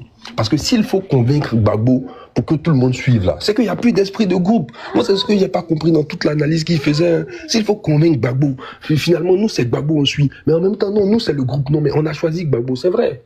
Vous l'avez choisi, mais vous dites que vous êtes un groupe. Donc d'autres personnes disent qu'ils ne sont pas d'accord et qu'il faut une candidature de précaution. Et parmi ces personnes-là, voilà, ils peuvent être minoritaires, certes, mais il y a quand même des gens qui pensent comme ça. Et moi, je pense que si Awa Domelo a décidé d'aller en tout cas de suivre cette voie-là, c'est parce qu'il a senti que la voie qu'ils utilisaient là était certainement sans issue. Sinon, il aurait accepté le minimum de privilèges qu'il aurait eu avec eux que de se ranger, voilà, alors que lui-même, il sait qu'il n'a pas beaucoup de chances de gagner. Et heureusement que Serge l'a dit. Il a dit gentiment, mais heureusement que Serge l'a dit. Sinon, vraiment, quand Paris l'a dit, moi, voilà, on a tous trouvé que voilà, c'était un peu dur, c'était un peu méchant, etc. Donc, heureusement que Serge a utilisé les bons mots pour dire que Awa Domelo ne représente rien, ne pèse rien. Est-ce que c'est lui qui doit venir vers le parti? C'est lui qui doit venir vers... Moi, je sais pas, il dit qu'il est membre du parti.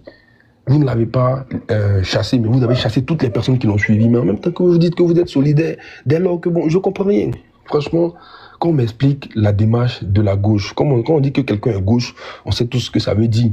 Donc, quand on m'explique cette démarche-là, parce que vraiment, j'ai du mal avec, et moi je dis, pour ne pas être aussi incohérent envers moi-même, c'est la raison pour laquelle je suis souvent très dur envers Billon, parce que je trouve que quand on a décidé parfois d'être avec des gens, etc., il faut les connaître. On a décidé d'être avec ces personnes-là en toute connaissance de cause. Awa Domelo, il était en désaccord avec Gbagbo, parce que Gbagbo a fait les choses comme bon lui semblait en son temps. Mais il est revenu avec ce Gbagbo-là pour des raisons que lui seul sait, hein, pour des raisons, pour avoir quelques privilèges, on ne sait pas.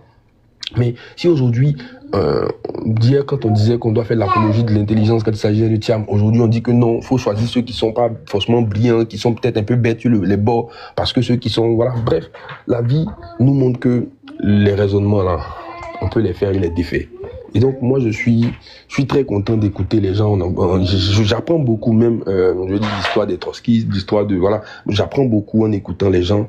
C'est ce qui est bien dans les questions de gauche, parce que la seule chose qu'on retient d'eux, c'est l'histoire, c'est les luttes qui n'aboutissent pas beaucoup, c'est tu vois des idéologies qui ne créent rien, qui n'ont rien apporté au monde jusque là. Et donc moi je suis très content parfois de lire, puisque voilà, d'un point de vue intellectuel on apprend.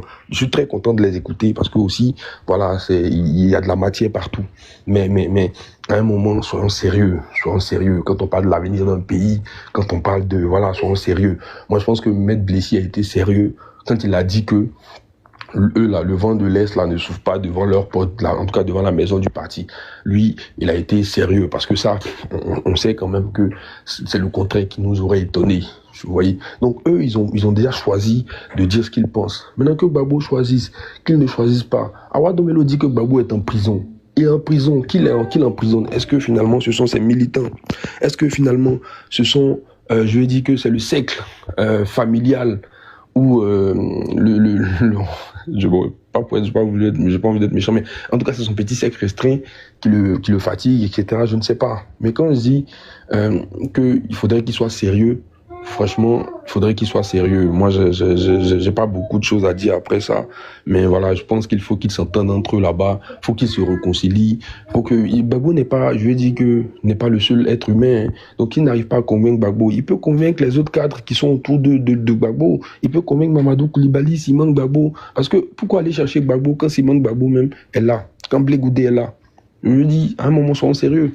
Donc, il peut convaincre les autres et puis montrer aux gens que si tout le monde est parti pour laisser Gbagbo là, c'est qu'il n'est pas si sain que ça, tu vois. Donc il y a d'autres démarches à adopter. Peut-être qu'il est aussi dans cette démarche là, ou peut-être que derrière ils vont sortir dans le dos, ils vont le soutenir, mais ça serait encore incohérent.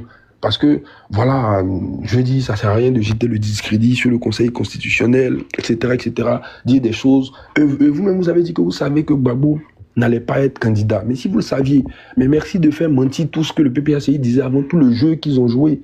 Parce que je me souviens encore, quand Blaise Lasme se mettait devant une tribune et mentait que Gbagbo était sur la liste électorale, il l'a dit. Gbagbo est sur la liste électorale. Sinon, s'il n'est pas sur la liste électorale, pour qu'on lui donne le kit. On a fait ce débat-là ici.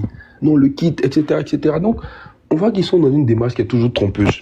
Donc, je termine pour insister que pour moi, la gauche n'a pas apporté grand-chose, justement, au monde dans lequel nous sommes là. Et ça, c'est mon avis. Voilà. Je m'arrête là.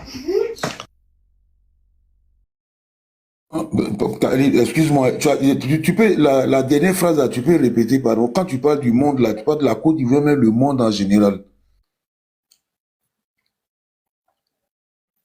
Je n'ai pas dit que c'est mon analyse. Ils n'ont pas apporté grand-chose au monde dans lequel nous sommes là. C'est ce que je dis. La gauche, quoi. Ils n'ont pas apporté grand-chose au monde dans lequel nous sommes, j'insiste. Ah bon? Ah ok, d'accord. Les 5 semaines de congé payés, c'est grâce à la gauche. Oh, les gars, ce débat-là, on va faire ça après. On va faire ce débat-là après, les gars. On va faire ce débat-là. Il faut rigoler. La sécurité sociale en France, après la on va faire ce débat-là après, les gars. On va faire ce débat parce que... On a plus une motion là. Ah, j'ai pas vu ta motion, excuse-moi. C'est pas vu, j'ai pas vu. Vas-y. D'accord. Alors, le match, bon, moi, j'étais bien écouté. Bon, première précision.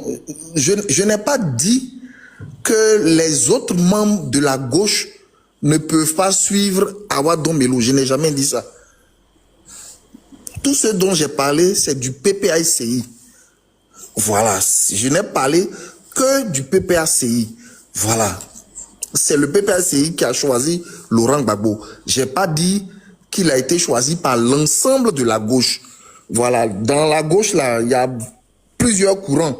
Voilà. Les autres sont libres de décider ce qu'ils veulent faire. C'est leur choix, c'est leur liberté que nous respectons totalement. Mais toute mon analyse a consisté à ne parler que du PPACI qui a choisi Laurent Gbagbo. Point. C'est un bloc homogène qui a une discipline interne. Voilà, c'est tout ce que j'ai dit. Voilà, j'ai pas parlé du reste de la gauche qui est constitué de différents partis politiques qui peuvent décider de leur choix, de leurs orientations en toute souveraineté. Voilà. C'est ce que je voulais dire comme précision. D'accord, c'est bon. Je pense que... Ok. Pardon, Alassane. Je pense que... On va parler à un Khalid. Ah, désolé. Oh, ok. Voilà, attends, pardon. Comme il est modo là, laisse-le parler. Kaza n'a qu'à parler. Kaza, vas-y. Ok, bon. Moi, tu as ajouté d'autres. Bon, en réalité, j'ai parlé sur l'autre panel. Bon, comme j'ai été le premier à parler, mais là, il y a eu d'autres éléments encore qui sont rajoutés. Voilà, et donc je voulais, comment on appelle ça, commenter un peu ces éléments-là. Moi, j'ai dit Awa Dombelo, excuse-moi, excusez-moi plutôt, Serge et Boulogne. Awa Dombelo, moi, je le trouve très cohérent. Je le trouve très cohérent parce que quand tu nous joues une vidéo dans laquelle les gens lui disent, et si par extraordinaire, la candidature de M. Laurent Gbagbo était acceptée, mais il n'a pas tremblé. Il a dit tout de suite, lui se met au service de M. Laurent Gbagbo. Il n'a pas dit non, on va essayer de voir, faire de la langue de voir. Non. Donc il est cohérent.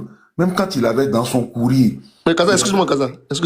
Lucas, contre mon frère, donc toi aussi peut t'arrêter rapidement. Il dit, quand il dit il est cohérent, dans l'assurance là, c'est vrai, dans la forme il est cohérent, mais cette partie-là où il dit que si Gbagbo est validé automatiquement, je me range là. Mais est-ce que c'est en cohérence avec le fait que lui-même il dise déjà que pour lui, Gbagbo ne sera pas retenu parce que Gbagbo, n'est-ce pas, n'est pas électeur. C'est dans cette assurance qu'il a de dire que Gbagbo ne sera pas retenu là. Pour toi, c'est pas une hypocrisie en même temps que de dire dans la même phrase que oui, que s'il est validé quand même, là, je vais mettre derrière lui. Pour toi. Selon toi. Vas-y. Pas de l'hypocrisie, c'est de la politique. C'est de la politique. Vous-même, vous faites ça sur les panels, non? Vous lancez les défis auxquels vous savez que personne ne peut répondre. C'est ça. C'est de la politique. Il est convaincu que M. Laurent Gbagbo sera pas un candidat. Quand, par exemple, moi, je disais, à l'époque, moi-même, je le disais, j'ai dit, si le PDCI choisit M. Bion, moi, je ne peux pas voter pour lui parce que je savais que le PDCI n'allait jamais le choisir. Et pour l'instant, je me suis pas encore trompé. Tu dis qu'on va parler de l'autre tout à l'heure, comment il s'appelle, Maître Blessy. Moi, j'ai écouté son discours. Voilà, le PDC n'avance pas. Donc, c'est de la politique, hein, Khalil. C'est-à-dire, c'est vrai, je suis d'accord avec toi, lui, il est convaincu. Donc, pour rassurer les gens du PPACI, pour rassurer les Boulogne, pour dire, les Serge AC, pour dire que lui n'est pas traite là, il vous dit, si la candidature de M. Laurent Gbagbo est acceptée, comme vous le souhaitez, moi, c'est pas grave, moi, je m'incline. Mais tout en mettant derrière sa tête que cette candidature-là, lui, il est convaincu qu'elle elle va pas passer. Et M. Laurent Gbagbo lui-même, pardon, mais M. Laurent Gbagbo lui-même, là, ça, c'est d'être bon. Lui-même, il savait que sa candidature n'allait pas être acceptée. Moi, je le savais, parce que les démarches du président de la République ne présageaient de rien qu'il allait mettre un peu d'eau dans son yamakoudi, comme on dit, qu'il allait rester arc-bouté sur sa position. Pareil pour M. Thiam. C'est pour ça, moi, j'ai dit, moi, je suis désolé que il n'y ait pas eu un cadre du PDCI qui a eu la même démarche qu'Awadon Melo. Aujourd'hui, Serge Assé, quand vous l'écoutez très bien, il est en train de mettre un peu d'eau dans son vin aussi. Ça veut dire qu'il n'est pas fermé. Il n'est pas fermé. Serge Assé, quand vous l'écoutez bien, il n'est pas fermé. Et c'est la position de beaucoup de militants. C'est-à-dire qu'il suffit que Awadon Melo vienne aujourd'hui pour voir le président Gbagbo avec les cadres du parti. Il décide que c'est le projet commun que lui va défendre. Le président Gbagbo va sortir pour demander au Serge Assé d'aller voter. Si je me trompe, Serge Assé peut m'arrêter. Hein. Serge Assé il va suivre la discipline du parti. C'est ça. Là, il y a des gens qui prennent le malin plaisir de comparer Awadon Melo à Jean-Louis Billon. Non, c'est pas la même démarche. Awadon Melo n'est pas sorti pour critiquer le président Laurent Gbagbo. Il a fait une proposition, on l'aime ou on l'aime pas, mais aujourd'hui, il faut le dire, ça va pas plaire à certaines personnes. Grâce à Awadon Melo, le PPACI a au moins un demi-pas dans ces élections-là. Le PPACI a un demi-pas dans ces élections. Alors que le PDCI, on a quoi? 0. Puisque les cadres considèrent que Jean-Louis Billon n'est plus du parti lui-même là. Il dit qu'il est du parti, mais en même temps, il ne se considère pas. Il ne participe plus aux activités du parti. Quand le parti organise des meetings, lui, il organise son meeting parallèle, et ainsi de suite. Donc, il est là-bas seulement parce qu'il a sa carte, c'est tout. Sinon, il n'a plus la tête à ça. Il y a 40 partis politiques qui l'ont accompagné pour aller déposer. Bon, c'est pas lui le débat, donc je ferme juste cette parenthèse-là. Voilà. Donc, moi, je pense que M. Awadon Melo, il est dans une cohérence. Sa lettre, là, moi, franchement, je n'avais rien à trouver à redire sur sa lettre. Mais où je pense, je peux peut-être me tromper, Serge Assé va me dire ce qu'il en pense. Moi, je crois que cette candidature de précaution qu'il avait proposée et la démarche à faire, là, moi, je crois que le président Laurent Gbagbo devait le prendre au mot et lui-même soutenir un autre candidat à la convention, là, et ce candidat-là, forcément, il allait gagner. Forcément, ce candidat allait gagner. Et puis, Awadon Melo, il était hors d'état de nuire, en guillemets. Et aujourd'hui, si ce candidat était accepté, et que M. Laurent Gbagbo, sa candidature n'est pas acceptée, vous n'allez pas avoir ce problème-là, mais on a refusé, on était convaincus. Franchement, être convaincu que le président Ouattara allait faire un geste politique pour inscrire M. Laurent Gbagbo sur les listes électorales, moi, je ne croyais pas du tout. Je ne croyais pas du tout à ça. Parce que c'est quelque chose qui est fait délibérément. Quand vous-même vous voyez c'était l'amnistie ou bien l'amnistie. Qu'est-ce qui poussait le président de la République à mettre cette dernière phrase-là au bas de la page? Sauf ceux qui ont des procès à l'international. C'est M. Laurent Gbagbo qui est clairement visé. Donc on ne peut pas prendre tous ces efforts-là pour pouvoir l'écarter. Regardez dans toute la condamnation de M. Laurent Gbagbo, 20 ans de prison, etc., etc., etc. C'est la perte de ces droits civils-là qui était plus important pour tout le monde. Ça a été appliqué tout de suite. Donc au vu de ça, moi je ne voyais pas par quelle gymnastique ils allaient, le RHDP et son chef allait accepter de gommer cette partie-là de l'amnistie. On était bien parti pour. Voilà, donc moi je crois que le président Laurent Gbagbo lui-même, il le savait, il n'est pas naïf, comme on appelle ça, c'est un animal politique. Il sait comment ça marche la politique. Il a compté peut-être sur la bonne foi du président de la République, mais en politique là, vraiment, comme l'a dit Chirac, hein, les promesses n'engagent que ceux qui y croient. Voilà, donc moi, je vais pas finir mon temps pour te dire juste Khalil, moi, je trouve la démarche d'Awa Domelo avec ses dires d'aujourd'hui cohérent. Voilà. Aujourd'hui, il fait la politique, il sait que tout seul, ça je l'avais dit, pour ceux qui n'étaient pas là, pour tout seul là, il ne peut rien créer, comme on le dit dans le langage ivoirien. Donc, il fait appel à PPACI et puis au FPI. Voilà. Il fait appel à ces deux-là.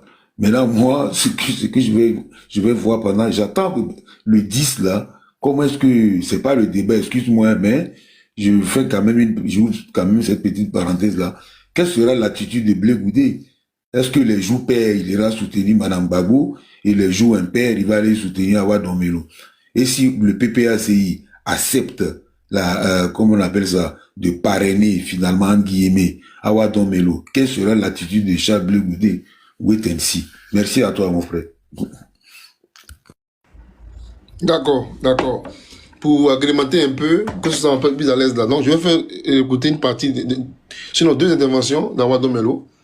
Quand il est face à l'île d'Arasuba sans réserve, c'est qu'il pense. Quand on lui demande est-ce qu'au PPACI, il faut déjà un plan B et tout, on lui rapporte la parole des cadres du PPACI qui disaient qu'il fallait des plans B et autres.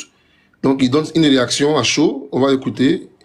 Elisa en bas, je vais l'inviter pour qu'il puisse monter aussi, pour nous rejoindre si possible. Bon, je vois.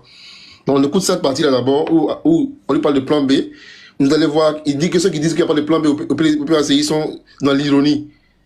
Bon, depuis longtemps déjà, vous allez voir plus ou moins sa réaction, on l'écoute. Donc, pour vous, pas question, par exemple, d'avoir un plan B, en pensant, par exemple, à ce qui s'est passé au Sénégal entre Ousmane Sonko et l'actuel président du Sénégal, Bassirou Diomaye Diakhar Faye. Pas question, le président Laurent Gbagbo, comme quelqu'un du PPACI l'a dit, le plan A, le plan B, le plan C jusqu'au plan Z, c'est cela? Vous savez, ça c'était sur le ton de l'ironie. Le plan A, plan B, plan C, plan Z, vous savez que l'alphabet latin est l'alphabet du monde. Bref, trêve d'ironie.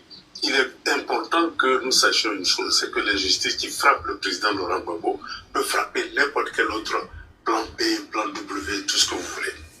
Ça, il faut qu'on en soit conscient. Et donc, c'est aux militants du PPACI de faire leur analyse et de proposer d'autres solutions au cas où il y a un blocage véritablement. Donc ça, c'est une affaire de parti politique. Est-ce que les militants du PPACI pourraient penser à vous, par exemple? Est-ce qu'avec le background que vous avez, est-ce qu'il vous est déjà arrivé de vous dire « je peux être président de la République de Côte d'Ivoire ». Est-ce que vous avez déjà pensé à cette fonction suprême, très exigeante? Bien, ce qui est sûr, tous les hommes politiques qui sont rentrés dans la politique avec un idéal ont l'ambition de jouer plus tard un premier rôle. Tout dépend des contextes, des opportunités qui se présentent. Tous les hommes, c'est Awa Domelo qui est en face de moi. C'est à lui que je pose la question. Tous les hommes politiques ont un idéal. Donc, un idéal. Parce que la politique est un moyen pour réaliser un idéal. De même, un parti politique est un moyen pour réaliser un idéal. Il y a des gens qui rentrent en politique non pas pour réaliser un idéal, mais pour se réaliser. C'est totalement différent. Mais lorsqu'on rentre en politique, c'est pour réaliser un idéal. Et donc, il est bien évident que tous les hommes politiques qui ont un idéal ont envie de jouer des rôles importants dans leur carrière politique. C'est-à-dire le destin de la Côte d'Ivoire. Et donc, nous pensons que l'heure est venue pour que la Côte d'Ivoire, surtout les militants du PPACI, prennent conscience que nous devons tout faire pour que le nom de Laurent Gbagbo soit inscrit sur la liste électorale parce qu'il représente le meilleur candidat. Ok, ça c'était par rapport à ça. Maintenant, le jour où, sur le grand on lui dit qu'il était démis, là, vous allez voir plus ou moins. Aujourd'hui, sans l'appareil du parti, pouvez-vous gagner ces élections? Qu'êtes-vous réellement, justement, sans l'appareil du parti? Mais avant, comment est-ce que vous accueillez cette nouvelle? Êtes-vous surpris? Je le savais depuis longtemps. Qu'un petit groupe était en train de faire la liste de tous mes partisans et ils ont commencé à les sanctionner. Un petit groupe? Oui, un petit groupe. Quand je dis petit groupe, c'est vraiment un petit groupe. Oui, mais le parti est structuré, c'est bien le conseil de discipline qui a monté le pont au président Laurent Gbagbo, qui a acté. Laurent Gbagbo est à Jacquesville. Personne ne peut en une heure du temps aller de Jacquesville et revenir. avec un document signé de son nom. Bref, ce n'est pas le plus important. Le plus important, c'est les militants du PPACI. Les militants du PPACI doivent comprendre, et ils le disent eux-mêmes, qu'ils ne veulent pas de la politique de la chaise vide. Mais certains, lorsque vous discutez avec eux, ils estiment qu'il faut attendre. Attendre quoi, je ne sais pas. Alors qu'en attendant, eh bien, le régime continue de se perpétuer. Devant cette logique-là, on attendra jusqu'à ce que le PPACI disparaisse. Voilà le dilemme qui se trouve aujourd'hui entre les mains des militants du PPACI. Depuis que nous avons commencé à boycotter les élections en Côte d'Ivoire, le PPACI ne fait que maigrir et se décompose en pièces détachées progressivement. Voilà la réalité du PPACI. Et donc, si ça se prolonge et que ce régime reste en place pendant 5 autres années, eh bien, vous verrez que le PPACI ne sera plus que l'ombre de lui-même. Il sera même encore plus en pièces détachées. Donc, il y a un risque important que le PPACI traverse. Mais évidemment, quelle est la faute que j'ai commise? C'est d'avoir fait une proposition. Dans un parti démocratique, faire une proposition est une richesse. Et le débat démocratique est une richesse. Or, aujourd'hui, on a l'impression que le débat démocratique est devenu, je vais dire un mal, un péché. De proposer, de discuter, c'est devenu un péché. Donc, nous sommes passés progressivement de la pensée plurielle à la pensée unique au sein de l'appareil. Pensée plurielle à la pensée unique au PPACI. Cela est dangereux pour le parti. Et cela même est dangereux pour la Côte d'Ivoire. Parce que lorsque vous créez un parti qui tend vers le sectarisme, il est bien évident que l'accession d'un tel parti au pouvoir crée forcément un parti État. Et donc, on va aller, si par chance, on arrive au pouvoir, on va aller d'un parti État à un autre parti État. On ne construit pas une démocratie en éliminant les différences. Les différences doivent s'exprimer. Donc moi j'estime que par rapport aux valeurs que je défends, cette décision est une dérive autoritaire. Cette décision de Gbagbo là est une dérive autoritaire. Il le reproche au régime qui est en place. Qu'est-ce que vous allez faire? Il regarde un peu. Non, moi j'avais déjà préparé ma lettre de démission. Il dit qu'il avait déjà préparé sa lettre de démission même avant son limogeage. C'est prêt à démissionner? Ah oui, j'étais prêt à démissionner parce que quand un homme n'est pas d'accord, il dit non. Je ne suis pas d'accord avec la politique de la chaise vide et je le dirai à tous les militants du PPACI que ce qui est organisé aujourd'hui, c'est d'aller vers une politique de la chaise vide comme en 2025, en 2020. Il est bien évident que les militants ne sont pas du tout préparés à cette décision. Mais on leur fait croire que, souvent même on fait croire que le nom de Gbagbo Laurent est sur la liste électorale, simplement parce qu'on ne lit pas bien cette liste électorale-là, qu'on pense que son nom n'est pas sur la liste et que ce n'est pas un problème. Très bien. Donc, ce mouvement-là vers la politique de la chaise vide, les militants ne s'attendent pour le moment pas à ça, mais la vérité sera connue d'ici peu de temps. Et donc tout le monde va découvrir la vérité. Monsieur Domlelois, on ma question, vous venez de dire que vous avez déjà préparé votre lettre de démission. Est-ce que ça dit que vous allez démissionner du PPACI? Non. J'ai été auteur du manifeste du PPACI.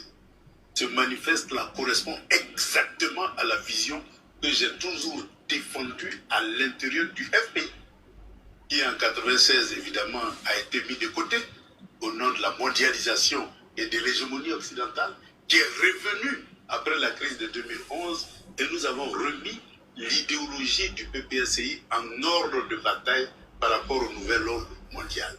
Et donc, je reste. C'est-à-dire qu'il dit que, depuis longtemps, lui-même, il est déjà opposé à Gbagbo Laurent depuis 1990. Gbagbo est trop libéral. Militant du PPACI, parce que convaincu que la voie qu'il faut pour libérer la Côte d'Ivoire, évidemment, c'est la bataille pour la souveraineté.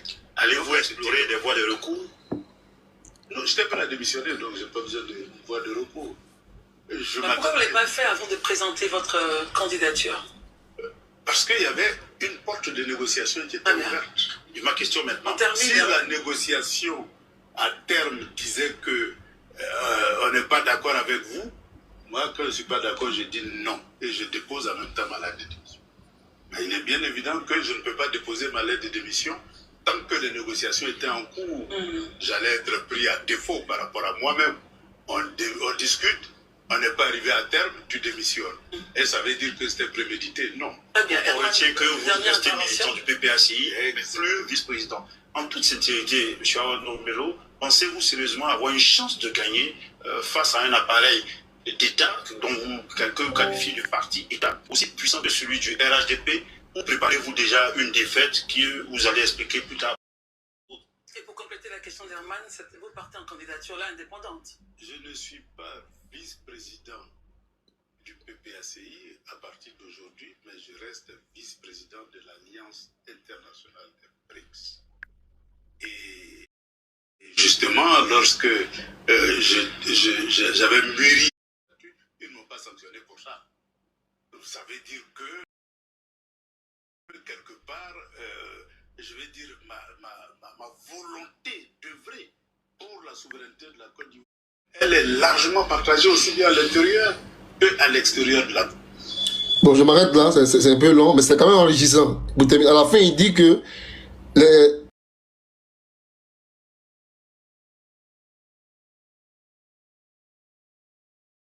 Est-ce bien ou pas, c'est une affaire. Moi, je pense que ça, j'en sais, tu veux partir, c'est vrai. Bon, j'aurais bien aimé quand même que tu puisses quand même écouter, n'est-ce pas, une autre personne quand même. Bon, je sais pas. Rapidement, en 5-6 minutes, donne-moi un mot de fin avant de partir, pardon, s'il te plaît. D'accord, excusez-moi. Hein. Oui, moi-même, ma motion, c'était pour te dire que je descendais aussi. Ah, d'accord, d'accord. Il est 3 heures, j'ai un peu mal à la tête. Mais à sa photocopie blanc-noir qu'elle a, non, il y a Ismo Boloy qui est là. D'accord. Paris, va te coucher à ton sénis, va te coucher, Paris. Kali, en fait, je vais descendre, mais je serai en train d'écouter. Voilà. Maintenant, si tu es sûr que tu peux garder la place, je peux rester, mais bon, je vais plus intervenir, quoi. Ah, d'accord, d'accord. Non, t'inquiète. En fait, c'est même pas un live qui est... Partage ton opinion en commentaire.